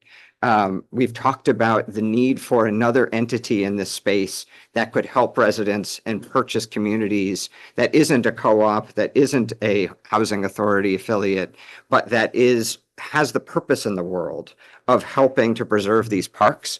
But that's not exempted here. That's not a real thing in the world yet. So we kind of don't need that yet. But anyway, I just wanted to say I totally agree. This is what we're up against. And so we're trying to keep the exemptions really tight. Senator Bennett? Thank you. I guess looking at this and hearing the discussion, the word affiliate is what is troublesome because it can be anybody. I mean, it can be, very lateral. And I think what I'm hearing is more of a controlled subsidiary, So, if there is an entity which is, for whatever reason, they wish to create as a separate legal entity, but is wholly controlled subsidiary of that municipal housing authority, would that help get us across this? I mean, please. I was gonna say, I'm not sure those types of entities exist, where a municipal housing authority has a wholly controlled subsidiary. Well, I think that's these development corporations they're an affiliate. I'm not sure technically whether they are a subsidiary or. If I may, I do think that if the committee is interested in allowing something in addition to municipal housing authority, that perhaps is something that we can take back and look into to see if there's some way to structure it. Representative Gulick?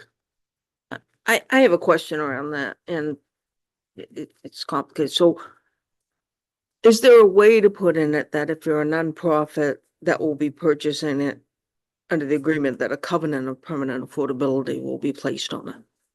Does that, not in those exact words, but the covenant of affordability on it, will that cover places like a housing trust and Habitat for Humanity and these other places that may want to purchase that if that restriction is put in it?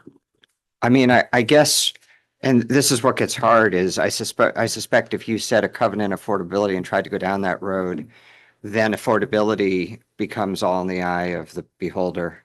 They could say it's an affordability restriction for people up to 500% of the area median income.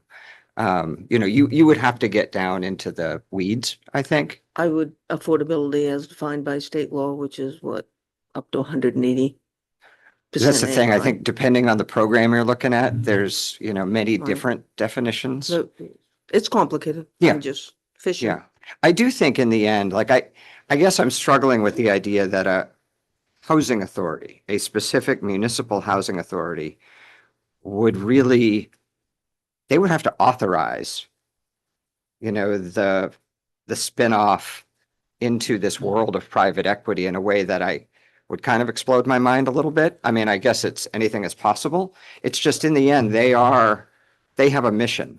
So for a housing authority to create an affiliate or have its board that is the same board as the development corporation say, yeah, go ahead and partner with that equity firm.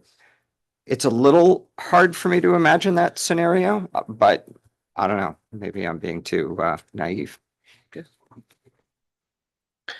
Are there any other questions or comments? Representative Walker? I may be revealing some of my ignorance here, but the term housing authority strikes me as a governmental entity. Is that right? As opposed to a not-for-profit? It is a quasi-governmental entity and it's in Maine statute. In Maine statute, there is municipal housing authorities are authorized, but then municipalities have to actually create them. And municipalities typically say that, okay, we're now creating this housing authority because we can under state law. And we are gonna keep for ourselves the ability to appoint the board. That's typically how it works. The troublesome scenarios that have been painted here, can somebody fill me in on how that kind of thing could possibly happen under a quasi-governmental authority? Am I the only one mystified by those scenarios? Thank you. Are there further questions? Yep, Senator Bennett. Something unrelated to, well, it's the numbers are in here. And I'd like to ask Mr. Payne this question too. I did raise the issue with the sponsor about the $50 million number and whether it's the right number because it is arbitrary, but I understand its purpose. And wanted to ask you, Mr. Payne, if you had any reflections on that number, because with property values being what they are, we're really trying to get these big out-of-state companies that have very deep pockets in the private equity finance world to just put a brake on those purchases. And we want to encourage, I think, actual local Maine ownership of these parks, whether it's be through, you know, a municipal housing authority or a cooperative, but also through some of the family enterprises that exist in our state. And could you just reflect on the $50 million? Because I wonder if it's maybe a little low, given the realities of today's world. Sure. You're right that, again, it's not a scientific number. I mean, I think as we started work on this, part of what we presumed would happen in the process is as we set a number that, you know, would seem to, as we look at the size of properties and the valuations of things that get sold, would seem to accomplish what we were trying to. However, if there were owners that were getting caught up in it, they'd raise their hands and say, I don't think you mean to catch us. And there is one entity that has said that. The fact that there aren't more, you know, makes me think the number probably isn't too far off, but I will say that in talking with folks from the Manufactured Housing Association of Maine, and they too, I think, are struggling with what is the right number here and understand the point. Like there are actors we need to do something about. At the same time, we're not undercutting the market too much. And so they are going to do a survey of their members in the off session to get a better sense for, you know, whether anybody is approaching that number. I will say probably just like the sponsor, I think raising it a bit probably does not let in some of the big hard, you know, companies that we're all concerned about here. And so it is a matter of exactly what is the alternative number. But I am looking forward to getting the results of that survey and seeing what it tells us. Yeah, I'm really happy that you're working with the industry on finding that, because I'm hearing the same thing. I mean, running these parks is you know, is a real business, and people who, you know, we're trying to do something, frankly, with this whole measure, which is very difficult for a state to do, which is regulate interstate commerce, which is a violation of the Commerce Clause. So we try to find workarounds around it all the time because we want to reward good actors in our state who are longtime investors and business people in our state and who are there to live with the consequences of their business decisions. And we want to put a little bit of more of a weight on the burdens of those absentee landlords who are extracting rents, literally rents in this case, from Maine people who, you know, are really facing some really difficult times. And that's the whole purpose. So it's all us trying to do that. I don't mean to wax philosophical about it, but let's just say what it is. And so we need to find that right balance. And I'm just trying to struggle with that myself. Yeah. And I really welcome the engagement with particularly the local people that we might want to see involved in this discussion. So thanks. Sure. I think it would be helpful for people to hear. It's always nice when there are multiple reports that are happening. If this is going to have multiple reports, to know what's being considered, what people are thinking about. I hear you thinking about a higher number on that. Do you have a number in mind? I would, thank you. I would go up, maybe consider up as high as 100, but I would like more information on that too. I think you get above 100, you get into that range, and you're talking about really serious private equity that is scouring the landscape. And I coupled with that though is also these other provisions which are, capturing the controls and interests among the buying group, because anybody can create, if you've got, a $2 billion fund, anybody can create a $50 million or $100 million fund. But I think the real key is that basket of economic interests. And that's why I would, if we can capture that appropriately and the interconnections, then I think going to a higher number is okay. And I think it feels better to me to go to a slightly higher number. I'm not sure what it would be. Yeah. Okay. Thank you. Do people have any questions? I'd like to take a short caucus, and then we'll come back.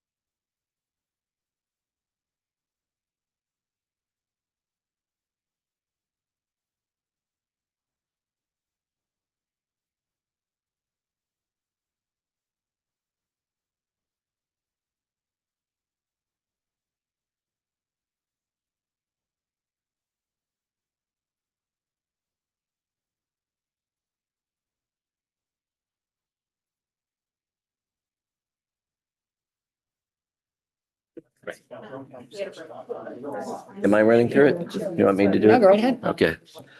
Okay, welcome back, everybody.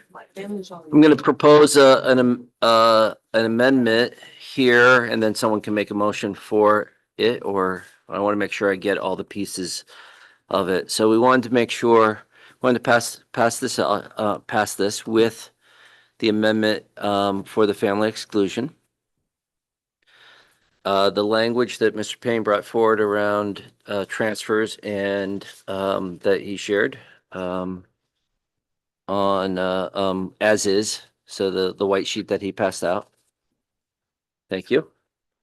So we talked about not touching the FOA exemption. If judiciary comes back and saying, you know, we need to limit, we'll have to deal with that. Or you should, or we'll deal with it then. To raise the amount of the net worth to 75 million. What have I missed? Oh, to make it clear that inheritance is not purchase. Thank you. That lots, when we're the lots that are eligible for the $10,000 fee are developed lots. What have I missed? Also that the Oh, yeah. the exemptions would be a municipality or municipal housing authority or any affiliate under their control. Under the control of either the municipality Control of or the either. municipal housing authority. I so move. It's moved, Second, seconded.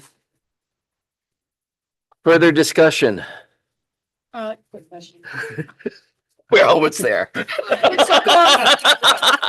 Representative Collmore, with respect. Would it be me if I didn't bring something up? Yeah. So quick question on, is the emergency preamble part of that, is that staying on? I would like to have it stay on, and if we have to take it off on the floor, we'd have to take it off on the floor. But a strong vote out of here would give us an indication. Oh, come on. Is there further discussion? Seeing none, I'll ask the committee clerk to call the roll.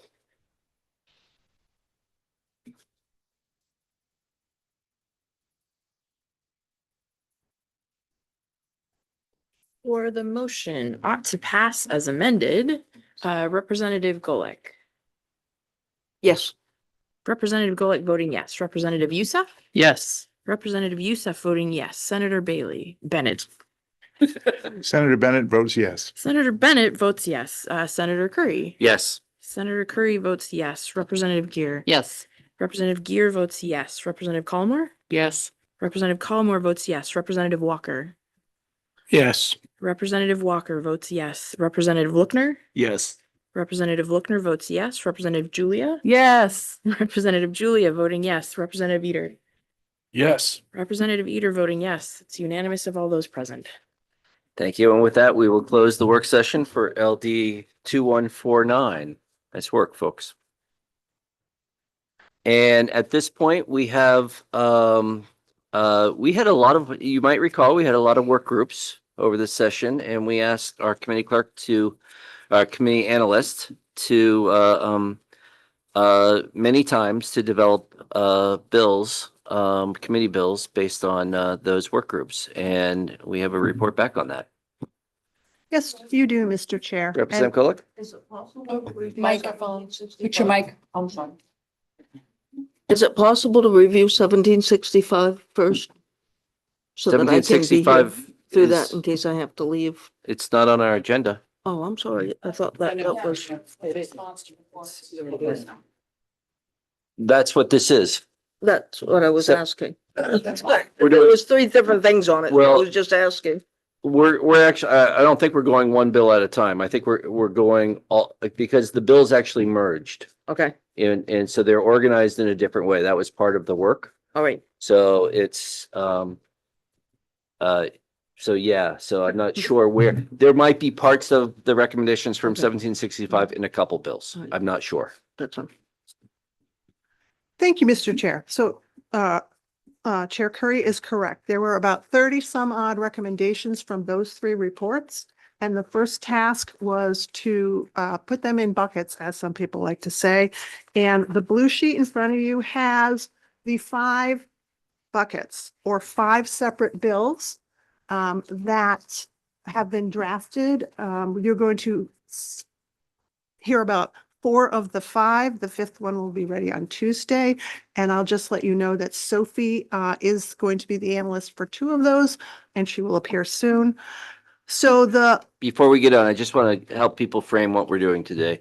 So we have voted to to create committee bills on it, and because it wasn't firm language from the reports, we're now seeing those reports so that we can send them on. This is not the time to debate those bills because they will come back and we'll be able to amend and change, and they may not look exactly like this. They will go to the revisor's office as well. So that's where we are in the process. Any questions about the process? Right. Thank you. Thank you, Mr. Chair. And yes, these are drafts and they have not gone to the revisor's office. And there may be things that are found that are added. But basically, there are 5 bills. The first bill, which you are not seeing today, you're seeing on Tuesday, is the bill that will take responsibility from the Manufactured Housing Board for the oversight of the manufacturing of these homes and the installation, and put it into the main Office of Community Affairs. So that's the first bill. And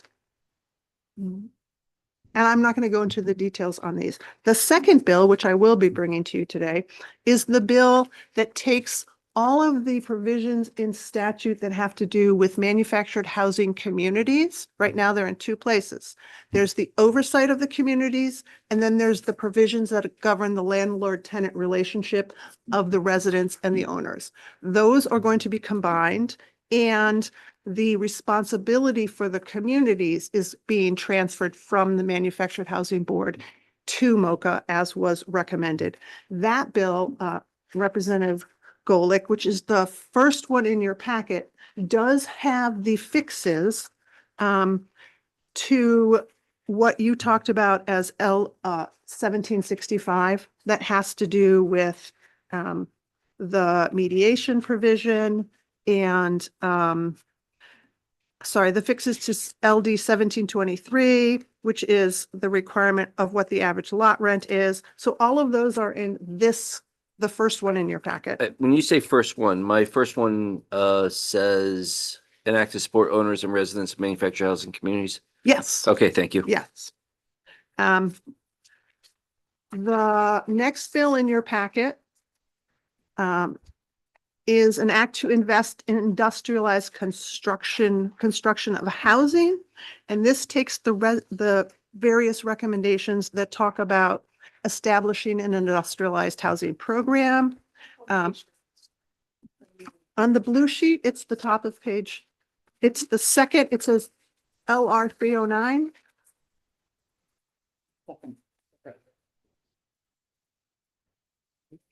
Where does it start? Perfect.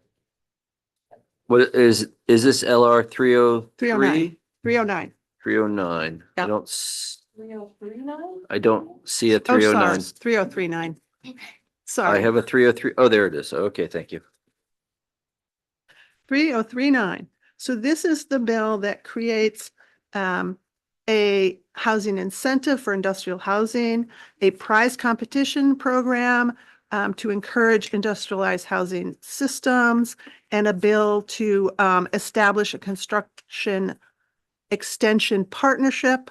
So that's what the second bill in your packet is. And I'm going to pause and let Sophie come up because the last 2 bills that you have in your packet are bills that Sophie has drafted and will commit with the committee on.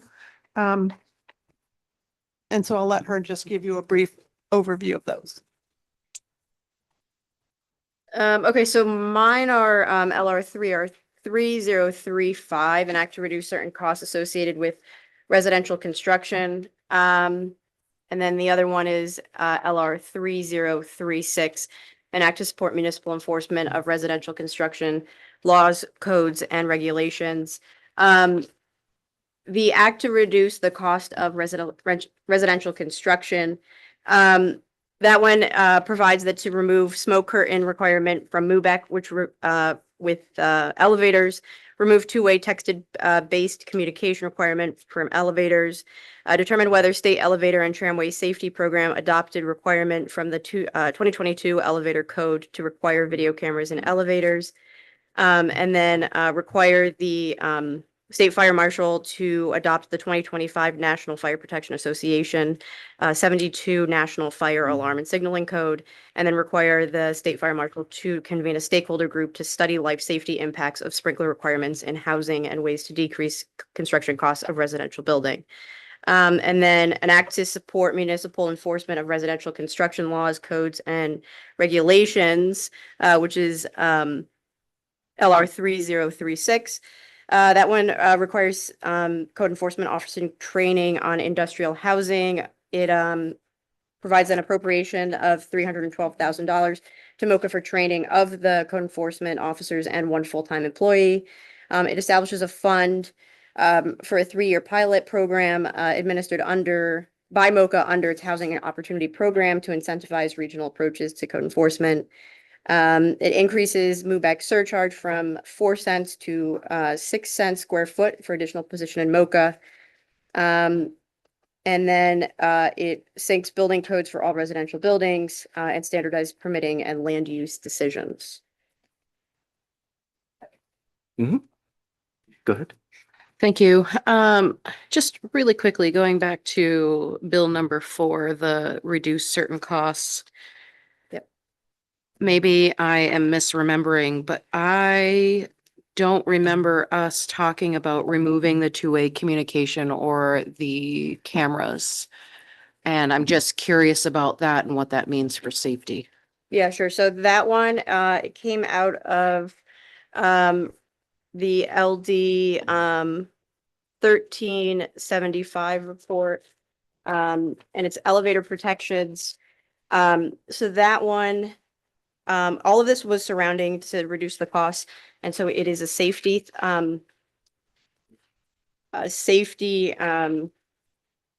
mechanism in elevators that provides that okay, so also included in the latest MUBEC rules adopted in Maine is a new requirement that two-way text-based communication protocols be added to elevators.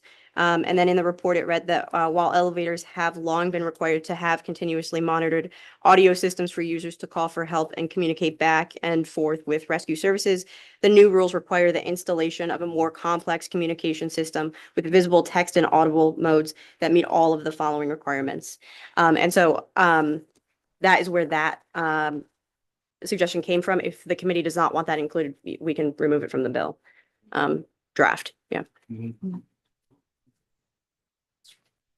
All right. Just Representative, yep, go ahead. Sorry, I'm trying to process. This is so much information all at once. So this wouldn't be removing the requirement for a call box. It's just removing those elevated forms. Is that, I just want to make sure I'm understanding this so that when I have to go back and talk to people who are like, what is this? I have the answer.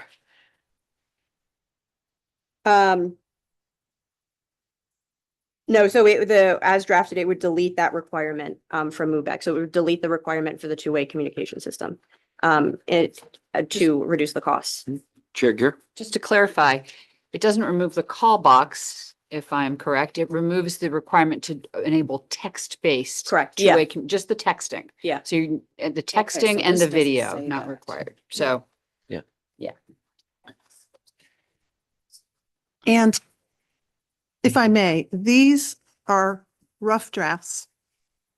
What comes out of the revisor's office will be cleaner versions. And then at that point, the public and all the interested parties are going to say, that's not a good idea, or that's not drafted correctly. And then the committee will have the opportunity to work the bill. I just want to stress that people don't, sorry, I'm not being articulate, don't lose their minds over some of the drafting because it will be cleaned up and then there's the opportunity for And the then there will be a committee. public hearing. Yes, And and a then there work will be session. amendments. Yep. This is strictly taking what was recommended and putting it into bills for you to consider. Senator Bennett. Just to put a finer point on that, I think the process actually has a step you didn't articulate, which is that these are going to get drafted. They'll come back to this committee. We're going to then make a recommendation to the legislature they'll create a bill. And then will they then come back to the committee and then go to the chambers to be referred to this committee? So you have already taken the vote. You took votes to have committee bills sent through the process. Okay, so that part has already been That done. part has taken place. Once this is done, they'll be creating a bill, go to the legislature, they're referred to this committee, there'll be public notice, all of those things. And if we, even members of the committee, because I see some things here I'm going to propose amendments to, but I will do that at the public hearing or at the work sessions, depending on the nature of the amendment, right? That would be the appropriate way to go about that, is that right? And I would also encourage, ask the analysts to share these with, on our website or with our interested parties. So I Yes. don't want just the people who are here today and picked up a packet to know what we're talking about. And if I may, each of these bills, when they go to the floor, will have the following sentence in the summary. The committee has not taken a position on the substance of this bill. By reporting this bill out, the committee is not suggesting and does not intend to suggest that it agrees or disagrees with any aspect of this bill. The committee is reporting the bill out for the sole purpose of having a bill printed that can be referred to the committee for an appropriate public hearing and subsequent processing in the normal course. So that is in the summary. So everyone understands that the committee is not taking a position on this bill at all. Chair Gear. Thank you, Mr. Chair, and thank you for that disclaimer, Lynn, and that explanation. That was very helpful. I just want to make sure that I'm clear on Bill number 5, the Act to Support Municipal Enforcement. I just want to make sure that, and I'm reading the summary because I'm not able to find it myself in the draft that's here. Our approach, if I am recalling it correctly, is to say we are going to adopt the offsite construction code in MUBEC and adding that to MUBEC. Yeah. And then we will move forward with that consistent approach that will also address the challenges that modular builders have had once they get on site. So is this where we're going to deal with sort of the factory certification and the inspections Yes. and all those other things? Section 3 of the bill, the 2021 ICC MBI 1200 standard for offsite construction, planning, design, fabrication, and assembly. That is the addition of that code to MUBEC. Which will do that. And then also in the bill, it provides that in section 4, that the code changes and enforcement will then follow a specific timeline, which will also help synchronize when codes can be changed to address that. Yeah. And then is this the bill, again, we had discussion in the committee about the process by which inspections happen in the factory, that the factory gets certified, that there's an approach to inspecting, making sure they're following the factory so that when they get on site, there's not somebody saying, oh, we need to tear up the wall to inspect the electrical work or whatever it is. That is not in this bill. That is in the bill that will be on Tuesday, which lays out everything about the manufacturing of the homes and the municipal oversight and the codes that apply. Any further questions? We've already taken a vote on this, so we don't need another vote. Having covered all of our agenda items today. Move to adjourn. Oh, wait a minute. We have language reviews. Oh, we do have language I review. don't move to adjourn. Not at the Too quick on the present draw. time. Language review. So two of them are mine that that Sandlin has to hand out, which is 1921 and 1926. Yes, why don't you hand out both? I will start with 1926 because this is the minority report of Representative Collmore. And I have already communicated with her that we are going to do this language review. on her bill. And the reason I am bringing it back at this point, so you'll see that you have 1926. This is not the final reviser's version. If you actually look at it, you'll see that they still have some notes. But what I wanted to bring up it formally with Representative Collmore. Oh. 1926. This is your minority report that has been identified as having a potential state mandate. So the only person this is relevant. Yes. To give feedback because everyone else was on the ought pass is Representative South. That's correct. Thank you. Yes. And hopefully she got my email that gave her heads up about this. I did not, but that's okay.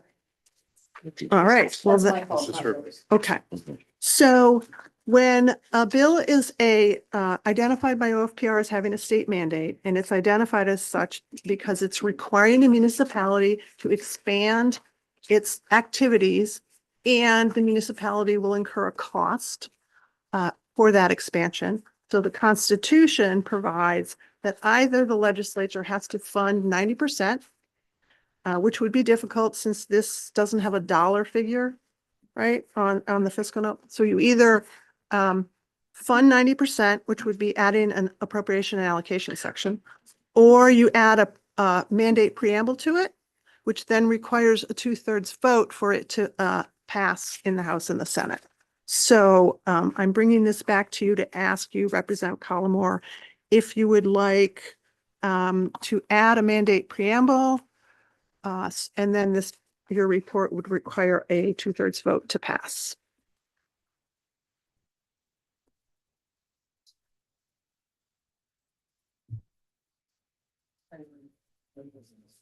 So this is the workforce housing bill that had, I'm sorry, I should have started with that. Representative Collmore. Thank you, Mr. Chair. I'd like to make a motion to reconsider. Purpose for changing your vote? Correct. Okay. All those in Second. favor of reconsideration? Yep. Is there a motion? I'd like to make a motion ought not to pass. Moved and seconded. Any further discussion? I'll ask the committee clerk to call the roll.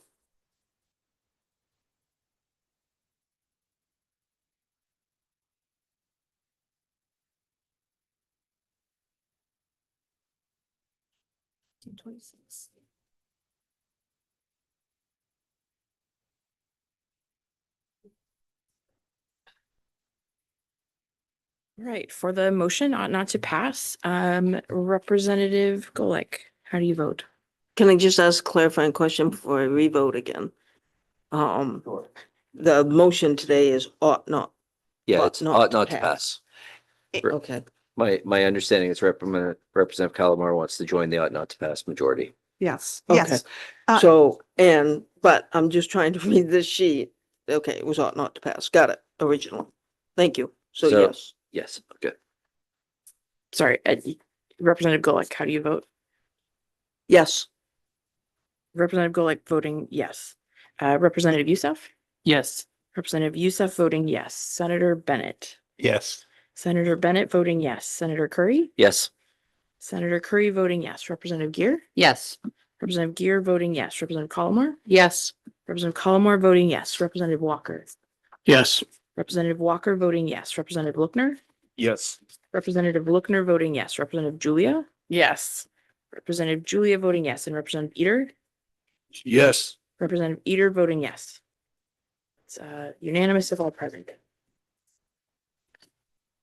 And we will close that work session and move on to language review for 1921. Yes, thank you, Mr. Chair. So this was an ought to pass as amended by 11 and an ought not to pass vote of 1.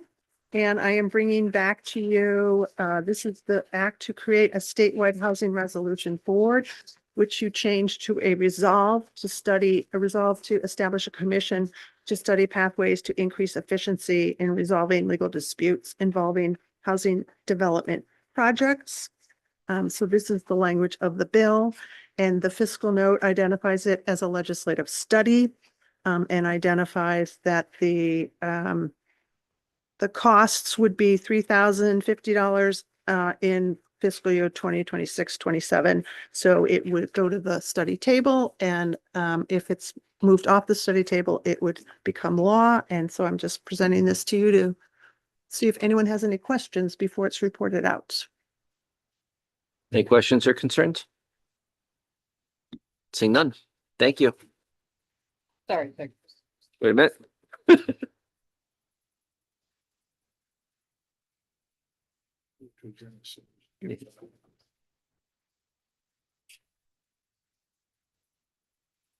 Mine wasn't easy for you. Here.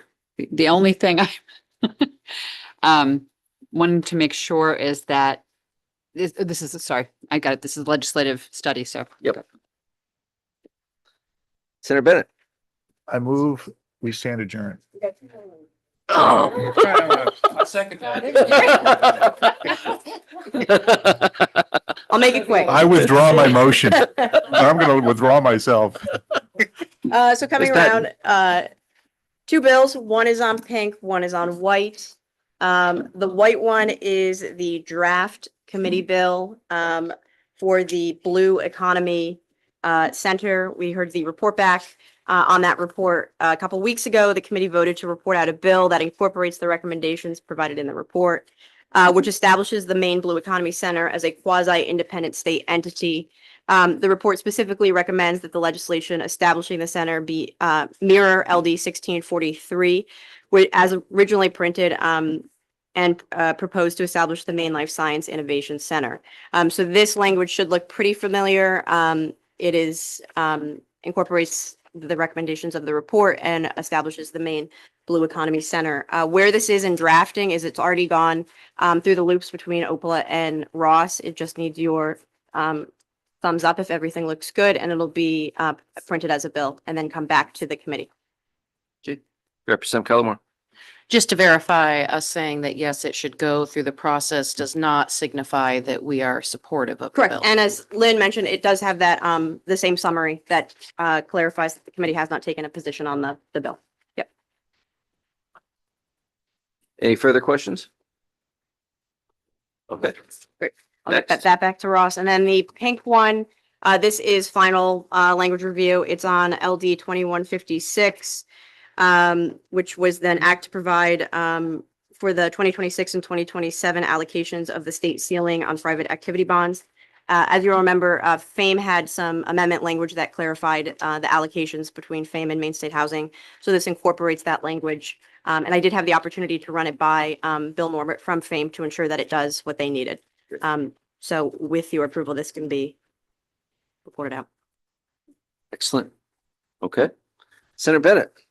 Before I move to adjourn, I think that Ms. Westfall has some important calendar information for us.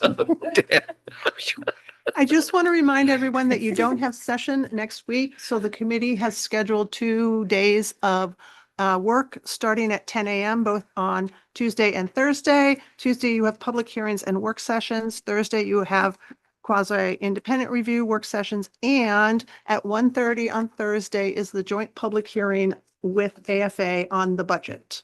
And I've sent you out the materials already. Senator Bennett. I move we stand adjourned. Second. All those in favor. Have a good evening.